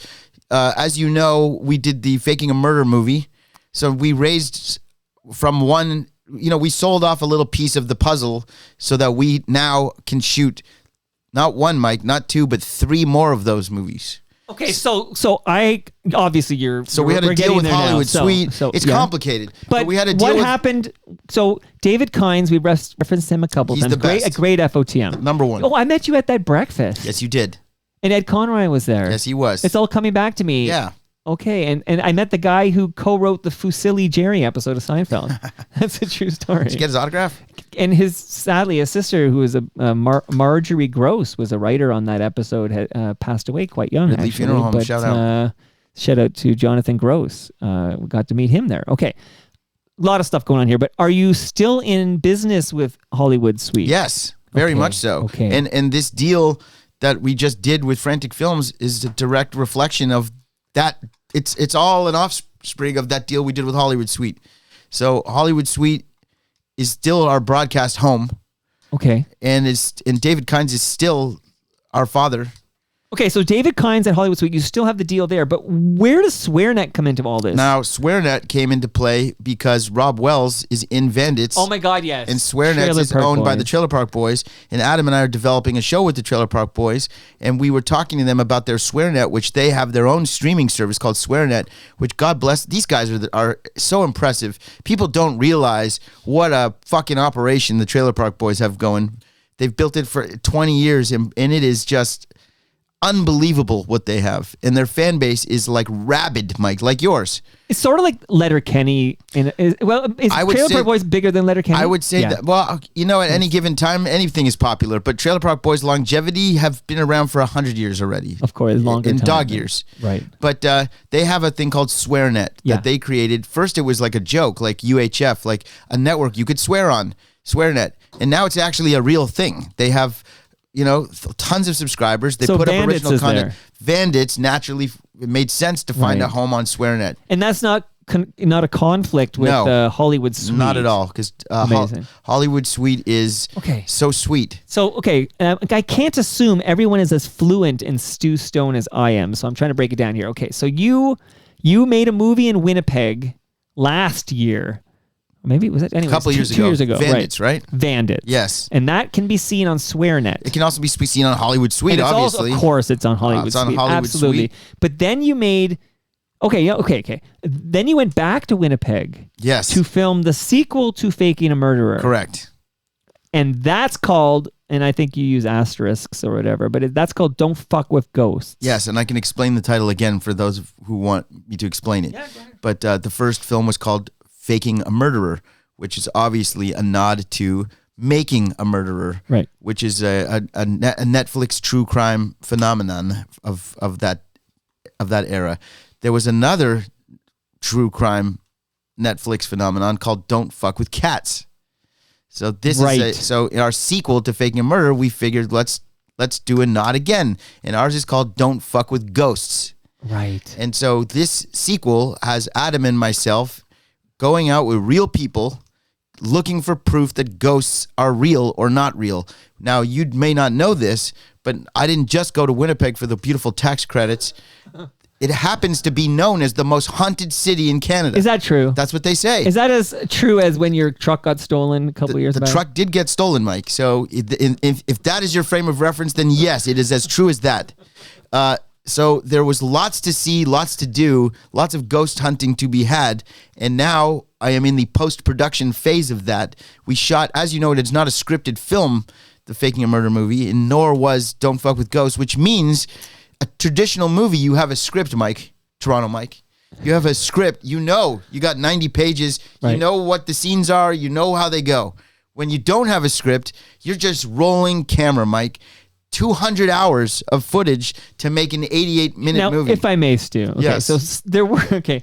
I believe that some of the people are real people and this is really happening. But then again, you do hire Tony Napo. Yeah, so that's part of the formula. So if So you with Tony Napo, like that might not be, it's sort of like Curb Your Enthusiasm, right? There must be like we're going to do this. Maybe it's not scripted completely. But I mean, there are actors hired to play certain roles. So there is a bit of a script, right? there is definitely, I wouldn't use the word script, but there's definitely, we would call it in the biz, a beat sheet. Oh. Where Gets we us would, all back to the penis filler again. where we would know what beats we're trying to hit. Now let me explain that to you, okay? Sure. So say Adam and I Yeah. need to get, for our plot, because we have a story that we have laid out that we're trying to get real people to do stuff to fit our narrative. Right. Of course, if something crazy happens, like we find a ghost, that changes the whole narrative. Oh, that's the best. But we have a plan going into this movie.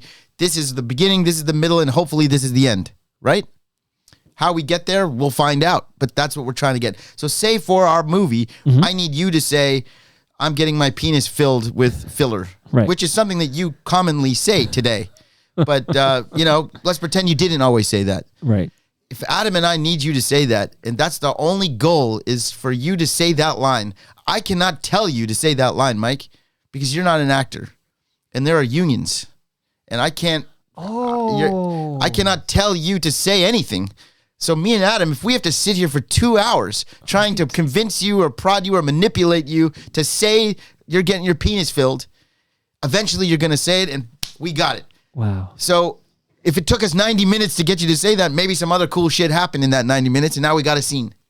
Does that make sense? Makes sense. When can we see Don't Fuck With Ghosts? Don't Fuck With Ghosts is scheduled to be released this Halloween season. Right.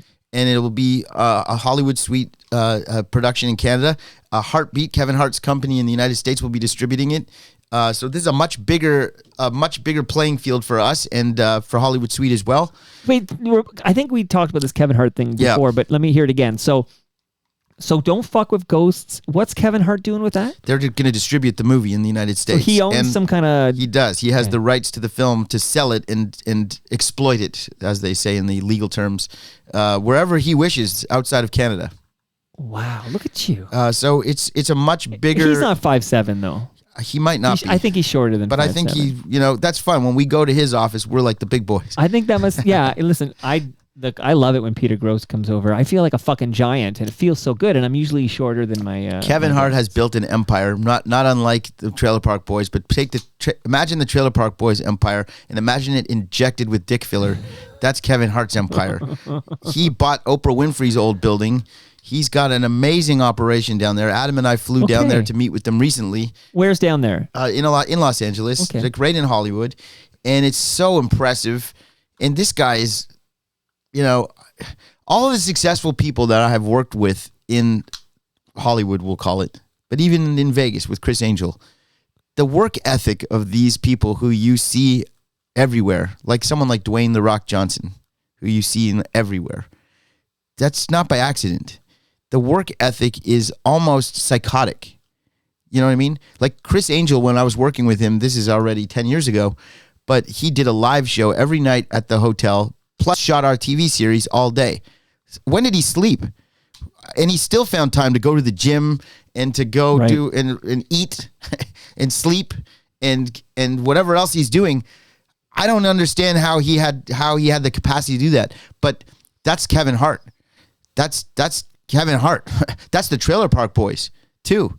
That's anybody you see. Well, that's 5'7" Films. Well, it is. That's Stu Stone. Sure, but these guys are doing it on a whole other level. Okay, it's not an accident that you see these guys, the most successful people everywhere. Okay, so we got the Bandits update. We got we kind of had a Faking a Murder. You can watch it on Hollywood Suite right now, right? Faking a Murderer. Yeah. Okay. The sequel to, you mentioned multiple sequels. So the first sequel to Faking a Murderer is the film that's going to be out in time for Halloween 2024. Yes. Don't Fuck With Ghosts. Will I be invited to a red carpet event in Toronto? 100%. Okay, that was fun. But you know what? I don't think Cam had a good night because that was literally the night he got the email. Leave it to you to bring that up. Don't come back to Twitter because Elon Musk doesn't want you back. Now, I'll tell you what. Cam had it real good at Twitter. Yes, he did. And I think, you don't know what you got till it's gone type of thing. Right. Janet Jackson. But I will say that Cam has that. I said Janet Jackson, but she sampled it Joni Mitchell. Joni Mitchell never lied. I went to the sample because, hey. Yeah. Interpolation, though, if you ask what the drummer from, the former drummer, what's his name? Sandy Cohn? No, Jeremy Taggart. Jeremy Taggart. He likes to argue about that. Interloping is when you recreate it, isn't it? Or when it's... No, interpolation would be like how when me and Jamie Kennedy did this. What are you going to say? Because I'm going to play a song that I'm going to play this. That's not an interpolation. That's a sample. Because that's an actual sample. Throughout the song? No, because that's actually I sampled their master recording. Okay, so interpolation, you have to recreate it. Recreate it. Or like in the case of Blurred Lines. He didn't sample Marvin Gaye. They didn't even replay it, but it sounds so much like it that it's kind of a bullshit. I think that's a bullshit right, ruling. But that's an That's a mood or whatever. But that's called an interpolation. Right. Even though they actually... Okay, that's a whole... I think that was a fucked up decision, to be honest. But I think it may have gotten reversed since then. I don't know. But either way. I met Alan Thicke. Yes, the late, great Alan Thicke. It's all penis filler. Now, Alan Thicke, everyone knows this, but if in case you don't, fun fact, Mike. Okay, can I guess? You're going to tell me he wrote the theme song for which song, though? Different Strokes. But also, I believe The Facts of Life. I think so, too. Yeah, Thick of the Night. Yeah. And he was at the when they opened the Dome. They had that really corny ceremony. He was, Unbelievable. there, Andrea Martin and Yeah. everybody. So that's a great moment in Toronto history here. So is this on Blowing No, Up? no. What's this? This is not on anywhere. I don't even know how you have this. Let me give it a moment. Actually, I kind of dig it. Hold on. I'd rather not do this. So you don't like your old stuff? It's not that I don't like it. It's just like, what am I going to do? Listen to me fucking rap? All right, it's like, you know. I'll take it down. it's I don't want to it's- upset you. You're not So- upsetting me at all. I do appreciate that you love it. I'm proud of you. Like you I- created such great songs. I just so. think that like to say like if someone was to, I don't know how to say this. Listen, it. Decisive. You're safe here. Decisive is a rapper. Multiple times he's been over. I love that guy, Derek Christoph. Decisive is an MC. He's a rapper. Right. When he wakes up in the morning, he's a rapper. When he goes to sleep at night, he's a rapper. To me, don't think that I could say the same because I just felt like it was something that I know how to do. But that's like because you're, and I guess I'm going to borrow a line from one of your great films. But you're jack of all trades, master of none. There you go. Is that how you feel? Like you're kind of good at lots of things, but you didn't specialize in one of those. You could be things. right. And jack of all trades, by the way, if people that's a movie right there. You got to see. It's a good movie. It's a great fucking movie. I don't even know where you can see it now, but it needs to be seen if you haven't seen it. And the guy who tweeted it, Garland, right? Jeff Garland. Yeah. He got fired from his network sitcom because of Goldbergs. being difficult to work with. Did you read about that? I didn't read about that, but I know that he's definitely on the new Curb season. Which started. No, he's still on that. Absolutely, he's still buds with Larry David, but he got fired from the Goldbergs, which was probably the better paying gig, of course. But okay, so I'm pretty sure he did pretty well though, regardless. and he was a big fan of your great movie, Jack of All Trades. He was, and that's part of the how the movie even blew up is because of him. blowing up. Yes. To make a long story short, we had released the movie. We went to go shop the movie Jack of All Trades. Nobody wanted it. We took it everywhere. Nobody wanted it. People didn't know what it was. What the hell is this? So we put it out with Level Film, who we just signed a new deal with. Also, by the way, Level Film is a great distributor in Canada. How many deals are you? We have so signing, many man? deals. You're It's- always on that phone closing deals. Honestly, ABC. shout out to my brother-in-law and partner Adam, but he and I are really, I hate to say it because I don't want to Well, you can't jinx something. but boy, we are really on another roll right now. We are on a roll these days. We are. Can you afford a hearse for $25,000? Not yet, but will he take a down payment of like 5%? I will tell you what, we have deals all over the place. Only few of them actually get press like the one that you mentioned, but we have deals all over the map. And things are really going really terrific for 5-7 Good for you, Films. man. Thank you. I cannot How much complain. of the success is due to your admittance into the FOTM Hall of Fame? I would say like 80%.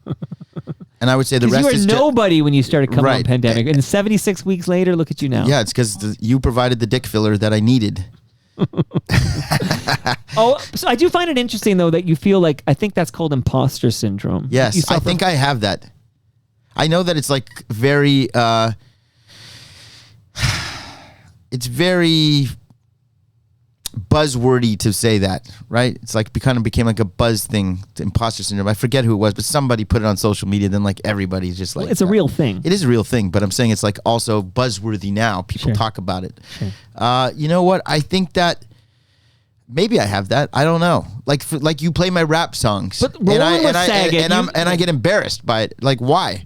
I shouldn't But because do you- it is pretty good. It's great. Honestly, I'm jealous, man. You're a master of all here, as far as I'm concerned. So, like "Rolling with Saget," which is, I'm gonna say probably your most famous song, "Rolling with Saget." Sure. I think so. Yeah. It's excellent. Decisive would. He had a big role in that too, of course. The biggest It also- role. But yeah, but he would say you're a great rapper. Like you're pleasant to listen to. You have a great demeanor about you. And whenever I dig on YouTube and I find, I pulled circle earlier. The Stu Stone verse is kill, man. You're very good at that. And then I think, oh yeah, this motherfucker, this guy was in the Raccoons.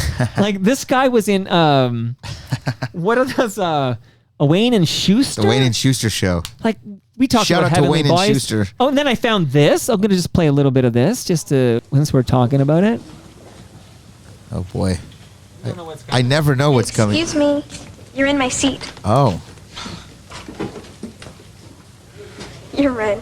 Guess it doesn't really matter. First day? Yeah. Brooke Rogers. Hi, Brian Coulson. I just Is this Goosebumps? This is Goosebumps. Like, you're in this Goosebumps, Yes, okay? I You're on played a 90210. tragic First of all, Donnie Darko. there is a select few of us, and I'm a member of a very elite club, I'll have you I know. was in all the plays. Just wish I could have tried out for That's this the one. Phantom of the heroine. Auditorium, one You of can our help me with the scenery. one of the more Brian, popular Tina Brian. Goosebumps Goosebumps episodes. episodes. Script, be right But back. I'm in an elite club. Not only am I in the FOTM Hall of Fame, Remember, and not only am I the careful. purveyor, is that the right word, of the Sure. FOSS squad? You can start on Which, But, which uh, now has one member, of course. There are a Cambrio. few of I'm us just that happy have to be been part that were on Goosebumps and Are You Afraid of the Dark, doing this. which were the rival Coke and Pepsi of like Right. children's horror programming. It's not me. I did both shows, and there's a few guys that and gals who have the luxury of being able to say that, and I get to be one of them. And, you know, Donnie Darko, of course, and The Boys, and we could go on, right? So you got that whole, and then you've got, of course, this whole directing career you've got with your brother-in-law now, and you've got 5-7, and you got these deals everywhere. I don't think you should have imposter syndrome because you're a great rapper and you're a great director and you're a great actor. We haven't officially diagnosed that I have that. We're casually conversing here, but I do feel like, No diagnosis. you know, I do feel like, Mike, I do feel like I put so much passion and effort into everything that I do, and sometimes, you know, the results just aren't there. And I think that wears on you after a matter of time, because you just feel like, what's the point? And you can start doubting yourself, and you can start being like, you know, I put so much into this Rolling with Saget video, or this Jack of all trades, or whatever. And you don't get the desired results, whether it be financially or career growth or whatever. Are you looking for an Oscar nomination? No, but it would be nice to be, you know, to make it easier for us to be able to make more movies. Like the fact that we have to still jump through a million hoops just to do anything. That's nothing's changed on that front. Yes, people will take our call now. That's very helpful. But it's not like I can snap my fingers and like make a show happen. And you would think that with the resume and all these accolades that you are bestowing upon me here, that I would be able to do that. And it just doesn't work like that, unfortunately. And I don't know why that is. And I can't really question it. I can just keep pushing forward. But I don't know if that's called imposter syndrome or just somebody who was thrown into a career from age 2 that has been a professional before I knew how to talk. And, you know, there's a lot of ups and downs in that world, you know, and you have to keep evolving and keep adapting. I saw people peak, Mike, friends of mine that made millions of dollars, and then you don't hear from them ever again, career-wise, whatever. I've seen people get messed up with drugs. I've seen friends that I grew up with that were child actors that are dead, overdosing, suicide, molestation, other kinds of foul horror things that I don't even wish to get into. You know, I saw it all, experienced firsthand what these kids went through, saw. You know, I grew up with these guys. And the fact that I've been able to, I don't feel like I've peaked, which is crazy to say. I don't feel like I've ever had that moment yet where I was as big, you know, it's like I never got to the top of the mountain, even with all of these things. I just sort of... But you're still climbing the mountain. Still climbing You're the not mountain. rolling down the other end. That's what I'm trying to say. Right. I feel like longevity is a blessing and a curse. It's a blessing because I'm still at it. And it's surprised a lot of people when I've run into people who were colleagues in the 80s and 90s, you know, when I'm a kid. They can't believe I'm still doing this stuff. And they're amazed that I'm still at it. And I'm not at it in a way where we're, you know, it is a struggle, Mike, but we're not, it could be way worse. You know, it's like I'm making movies. Right. There's people that wish they made one movie. We just finished our 6th. I cannot complain about productivity. But, you know, do I wish that more people watched Faking a Murder? Yes, I do. Because I think it's such a great movie. And like, as much as I think like the music's, there was probably a time when I thought Circle, Circle, Dot, Dot was the greatest song, or Rolling with Saget was the greatest song. Like my mindset now is that Jack of All Trades is a great movie that I'm so proud of. That Faking a Murder is a great movie that I'm so proud of, that it's so original. It's so awesome.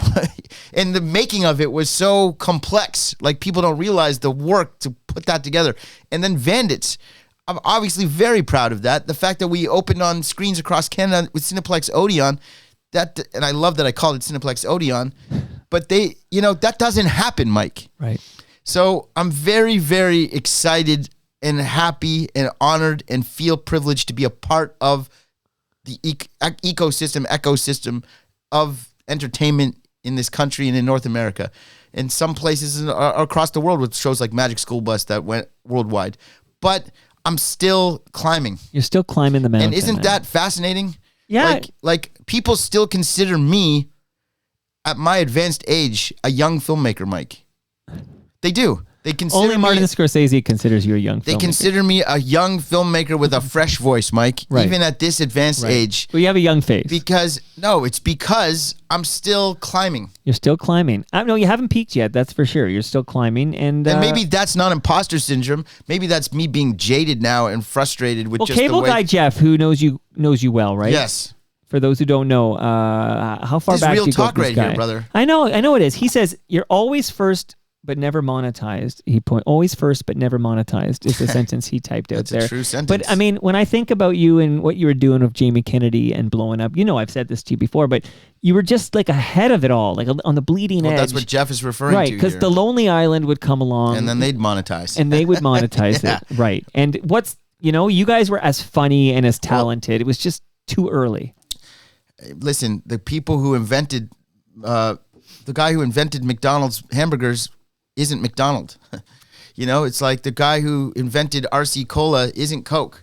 It's like if you're the first to do something, you're making the blueprint so someone else can come and refine it and figure out how to make money with it. But like when you're the one in the trenches trying to figure out how to do the stuff, that's a thankless thing to be, is a pioneer. Oh. Or to be a trailblazer.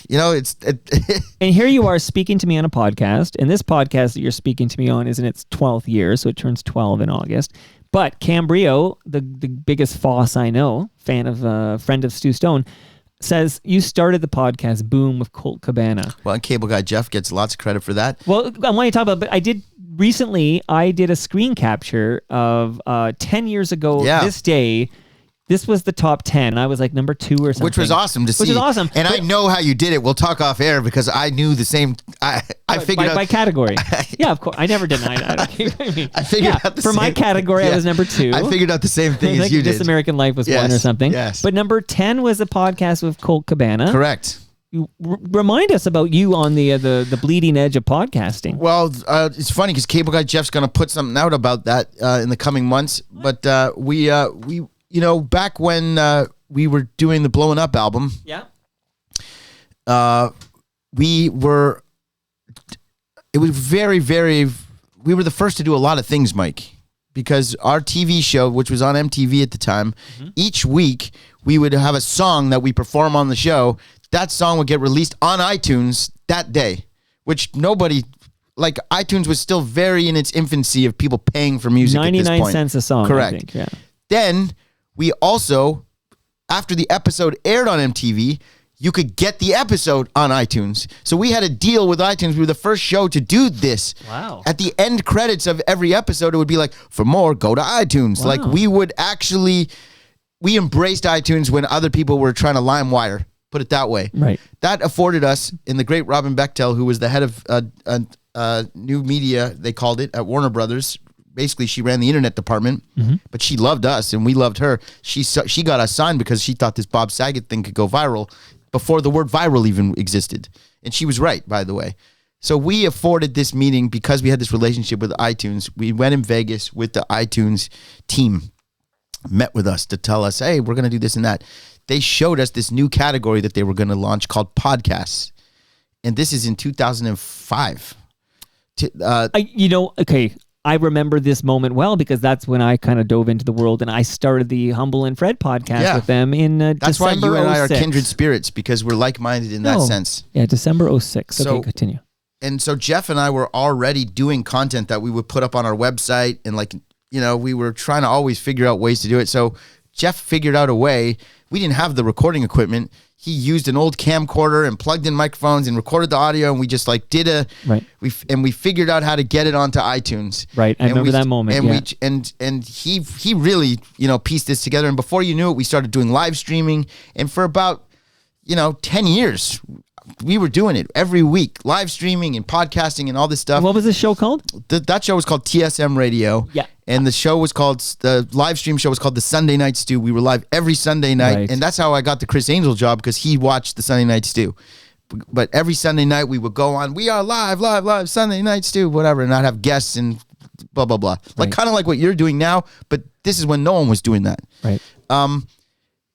Before you know it, Mike, and as you know, everybody started doing podcasts. So it became such a sea of dreck for a long time, where there was just too much, and so we kind of got lost in the drown sauce, in the noise, and it's like trying to monetize, Right. and is impossible, because not only do the advertisers at that time, they don't even know what a podcast is.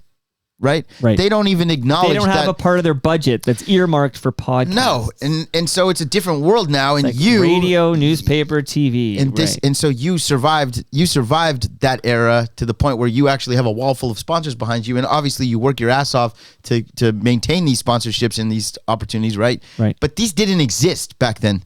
You couldn't just call Ridley Funeral Home and say, "Hey, I got this podcast." They wouldn't even know what it is.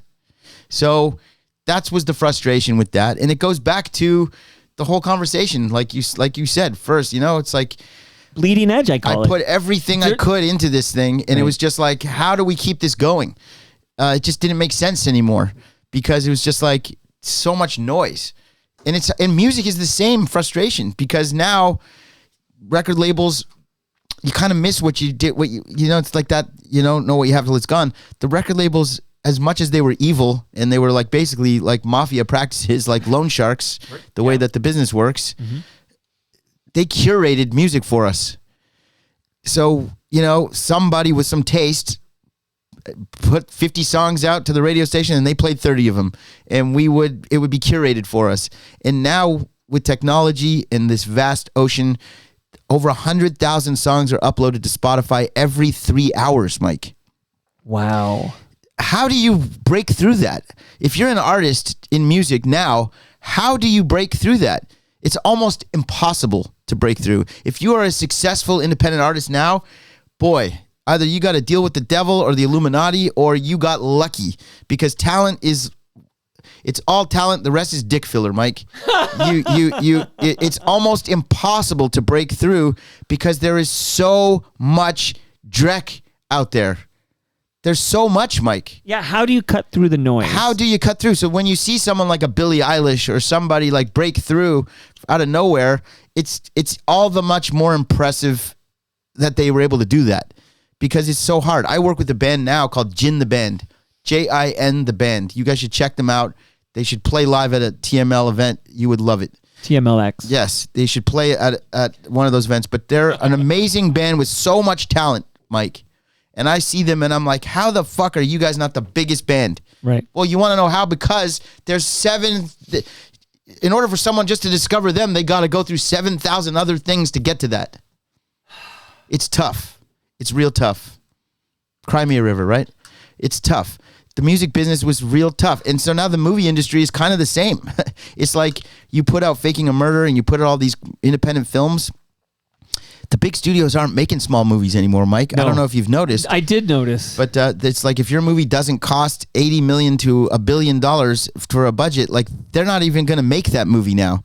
It's like they want to spend $1 billion to make $1 billion instead of spend $2 million to make $2 million. You are right, though I did just see a movie called Saltburn, and I feel like I want to see Saltburn. and I liked it very much. Yeah, but that's like, okay, but that's just like music, Mike. How did that, for that movie to break through the noise of the, there's so many shitty movies out there. How did that one break through?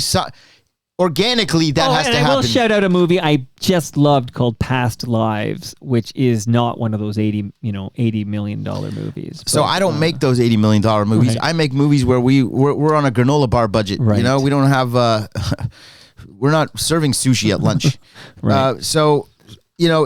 We put everything into it, and that's why I love independent movies. I watch like Saltburn. You watch. What about that one that won the Oscar a few years ago, Parasite? You watch these movies and it's so impressive, and that's why those movies get celebrated and embraced, because the film community themselves know how hard it is. It's so hard. It is harder than a dick that is infused with filler, Mike. Wow, Stu Stone, you got dropping knowledge. Drop by more often because you deliver the real talk there. But you're still at it, okay? So kudos to you that you're at it and that you're still at ascending. Okay, I'm still ascending. You're climbing the mountain, climbing it, man. And I hope this is fucking Mount Everest. Like I hope it's you got a wild peak and it takes a long time to get there, because I love that you're on the ascent. Yeah, and you always have a home here. You always have a community here. Like we might not have been around for the Sunday night stew there, but. No, this is great. You came along at a time in my life where that itch needed to be scratched, Mike. And I would tell you what, you have been the cock filler for me when it comes to this medium. You do it better than anybody. You also you're climbing still, despite the Toronto Star front page. That you haven't peaked. You still have lots of real talk to go. Hey, I haven't even figured out what I'm doing here yet, so It's a real pleasure to be a part of the universe that you've created here, and I'm not envious of it. I'm proud of it. Just like you're proud of my rap music or whatever it was. I hear that and I go, this is fucking good. And I know that, and I will say my 7-year-old heard me listening to Circle Circle ... yesterday, and she said, "Oh, Daddy, I like that." Like she was telling me how much she liked hearing it. And then I said, well, the great Stu Stone made that, and I said he's visiting tomorrow, and she had that, like it was like, what do you mean the guy who made that great song is going to be in our basement tomorrow? She's like Gino Vanelli did not impress her, but no, but Circle she Circle didn't give a fuck about black cars like I did. Well, but she was into Circle Circle. Can we get off it already? I did listen to your Hayden episode. Oh, what did you think? I thought he gave me this hat. Oh, that's so cool. I thought that it was really interesting to see how you won him over. Yes. They should teach that to young broadcasters. Because like he had a very, very standoffish, like, what am I doing here? Kind of like, I don't want to be here. Yeah. I don't want to talk. And like by the end of it, he was like, is that you got to go? Is that the trolley? But by the end of that, it's just Al Grego who's coming over. Don't worry. I suggest you have a listen if you haven't heard it already. But it's a real masterclass on how Mike won over Hayden, who is notoriously one of the guys that doesn't do this type of stuff. He's not this outspoken guy. He's like a shy, quiet, reserved kind of guy. I hate doing interviews. Yeah. What am I doing here? He was literally, I got him in the basement only because he was a soccer dad. Okay. So I did the whole, like, our kids were on the same team. And all summer I would see him on during Tuesday night for soccer. And he said, I better do this guy's podcast. Like his kid's on the same team as my kid or whatever. And I could tell right away, I don't want to be here. I don't want to talk about stuff. I hate interviews. And at the end of it, he was literally planning his return. By the end of that conversation, he was saying, well, I have something coming out in the fall. Maybe I can come over in the summer and we can talk again. He should do a TMLX like this, as a performer. You know what? All he needs is his guitar. I'll reach out. I know. I will reach out to him. I fucking love that guy. Maybe Noah Mintz can join him. Now that would be amazing. Can you imagine? That's how we bonded your first episode. See how it comes full circle? Yeah. We bonded with Take. We did. I do love that because that's Noah singing. That's Noah singing. And Hayden admitted that to you on the show. And it's fact. It's fact. And then once in a while I'll have someone in who remembers the New Music Search and knows Take.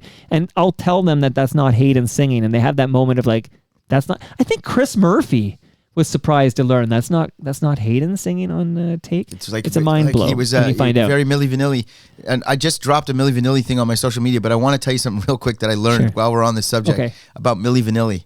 The guy that wrote the Milli Vanilli and produced the Milli Vanilli songs. You knew that. He just died. Did he really? Yeah. But it's not Boney M. It's this other guy. Frank Farian is his name. And he just died like a month ago. This is a scam he ran in the 70s because he cast Boney M. Yep. And it's the same shtick he did. Isn't that amazing? You and I are very similar because so Frank Farian dies. And I did know Mark Weisblood did fill me in on all this. Phil, you can insert Dick filled you in. Yeah. So I was aware of it. And if there ever was a dick to fill you in, it would be him. When Frank Farian died, I really did my deep dive into like it was even more than just those two bands. Those are just the two most famous. But yeah, he totally did with Milli Vanilli what he did with Boney M. Yeah. And he had massive, how many millions of albums? These are not, blowing up numbers. No, these are Or- fucking real numbers. Real numbers here. Okay, little mop up on the live stream here, and then we'll get some final thoughts from Stu Stone. Okay. And then, By the way, I love that we can come here with no agenda and just yap. Yeah, I didn't even think I needed an I said to my agenda. brother-in-law, I'm like, do I have anything to promote for Mike? I think I'm just going to go talk. I don't want you to just visit when you No, gotta- I don't. That's what Live Fumka was worried And about. she's Can I tell you? wrong, because- She thinks, he'll just drop by when he's got to sell tickets. That's not what this is. This is somebody that appreciate. Now, listen, this is real talk. And if you've made it to 2 hours into this interview or conversation, we'll call it, God bless you if you didn't turn it off already. But I will say this. You know what this is? I respect this medium. And Mike does it better than anybody. I've already said that. For me to come and shoot the shit with Mike on this platform, in this medium, it's not about promoting things. It's about being a part of something that I consider myself someone who swam in this pool very early in the deep end. And Mike is a bronze level swimmer. Why would I not want to swim with him? Love the reference to bronze level. I feel like they got rid of those. I've only made it to red badge. I got to yellow. I feel like white was like a big thing. Retro That was- Ontario needs to do like those badges. I think I stopped at yellow or something. No, maybe Green. not yellow. Maybe green. Gray. Or Gray. something. Gray was a big I one. Then remember there was gray. white. White was the big one. I remember because after that it went to like. Then there's bronze, and then there's bronze with a right. stripe. Wow. Okay. So here we are. We're just going to do a little mop up here. All real talk dick filler on the program today. That came from Jeremy. And then it was pointed out.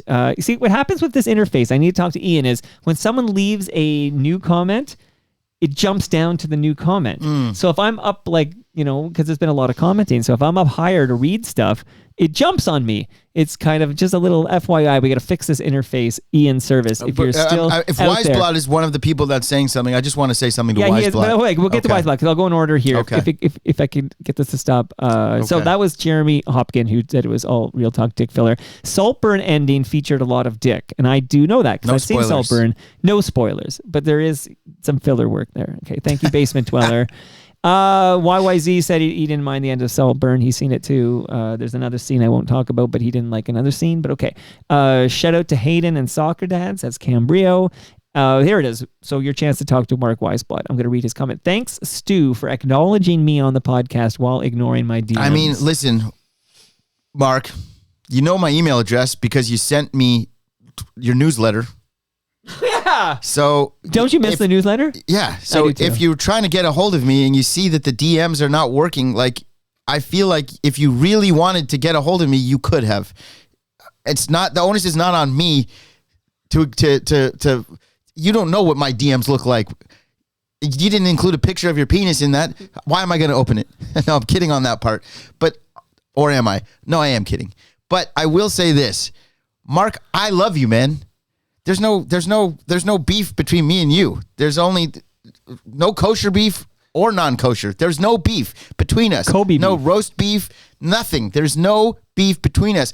No. Not only do I think that you're a phenomenal contributor and fellow Hall of Famer here, I think that you should have your own podcast because your voice is and your candor and your knowledge of all what's things. in the cranium? The thing between your ears, you can't teach that. No. I think that you're phenomenal.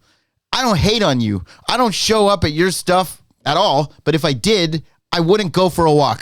Put it that way. I wouldn't because I love you, man.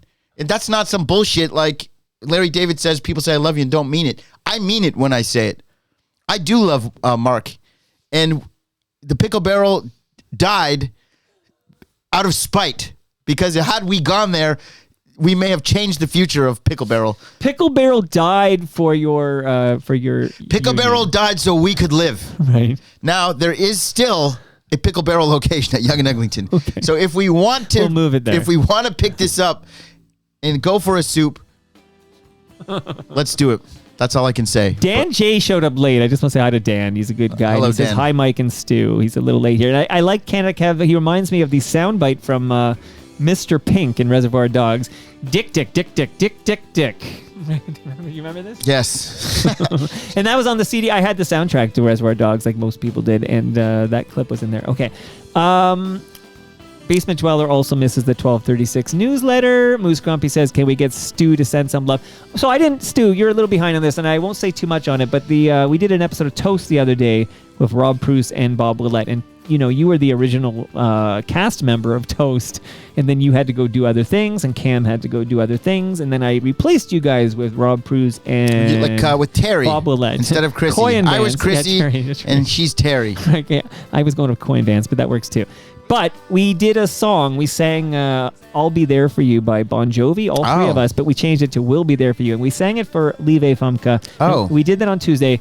And I won't go into any details, but I'll tell you more after the recording. But Live Famke needs our love right now. Well, she can have my love anytime she wants. So you gave a lot of love to Wiseblood. Give a little love to Live Famke. Sure. She needs us now more than ever. Live Famke, I don't really know what's going on, but by the sound of the concern in Mike's voice, obviously, if I can be there to help pick you up and cheer you up in any way or send love, I will. The best, worst judge in the history of Pandemic Fridays. A great taste in men. She's got the sensual Juan by her side.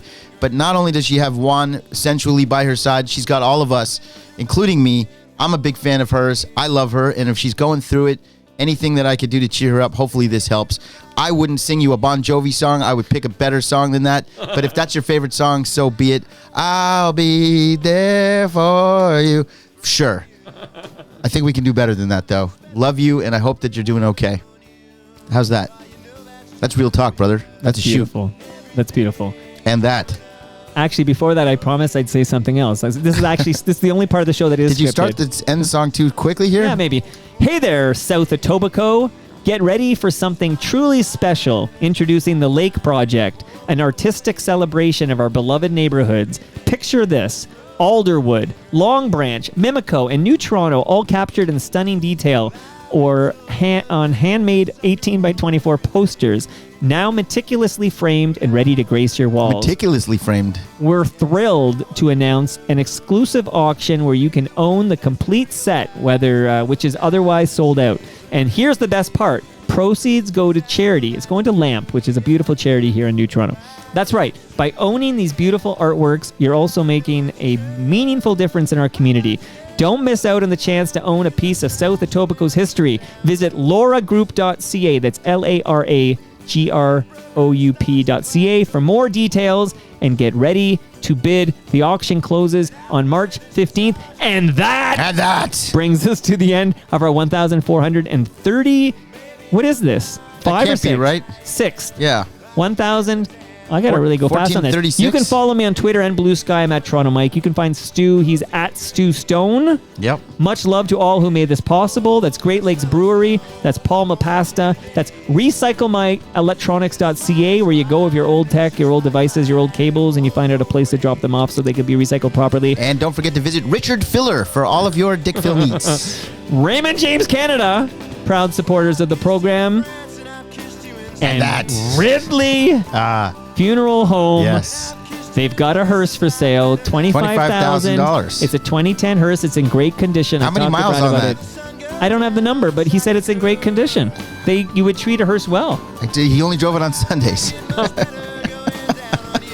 See you all Monday when my special guest is David Common, host of Metro Morning on CBC Radio 1 here in Toronto. See you all then. And your smile is fine, and it's just like mine, and it won't go away. 'Cause everything is rosy now. Everything is rosy, yeah. Everything is rosy and gray,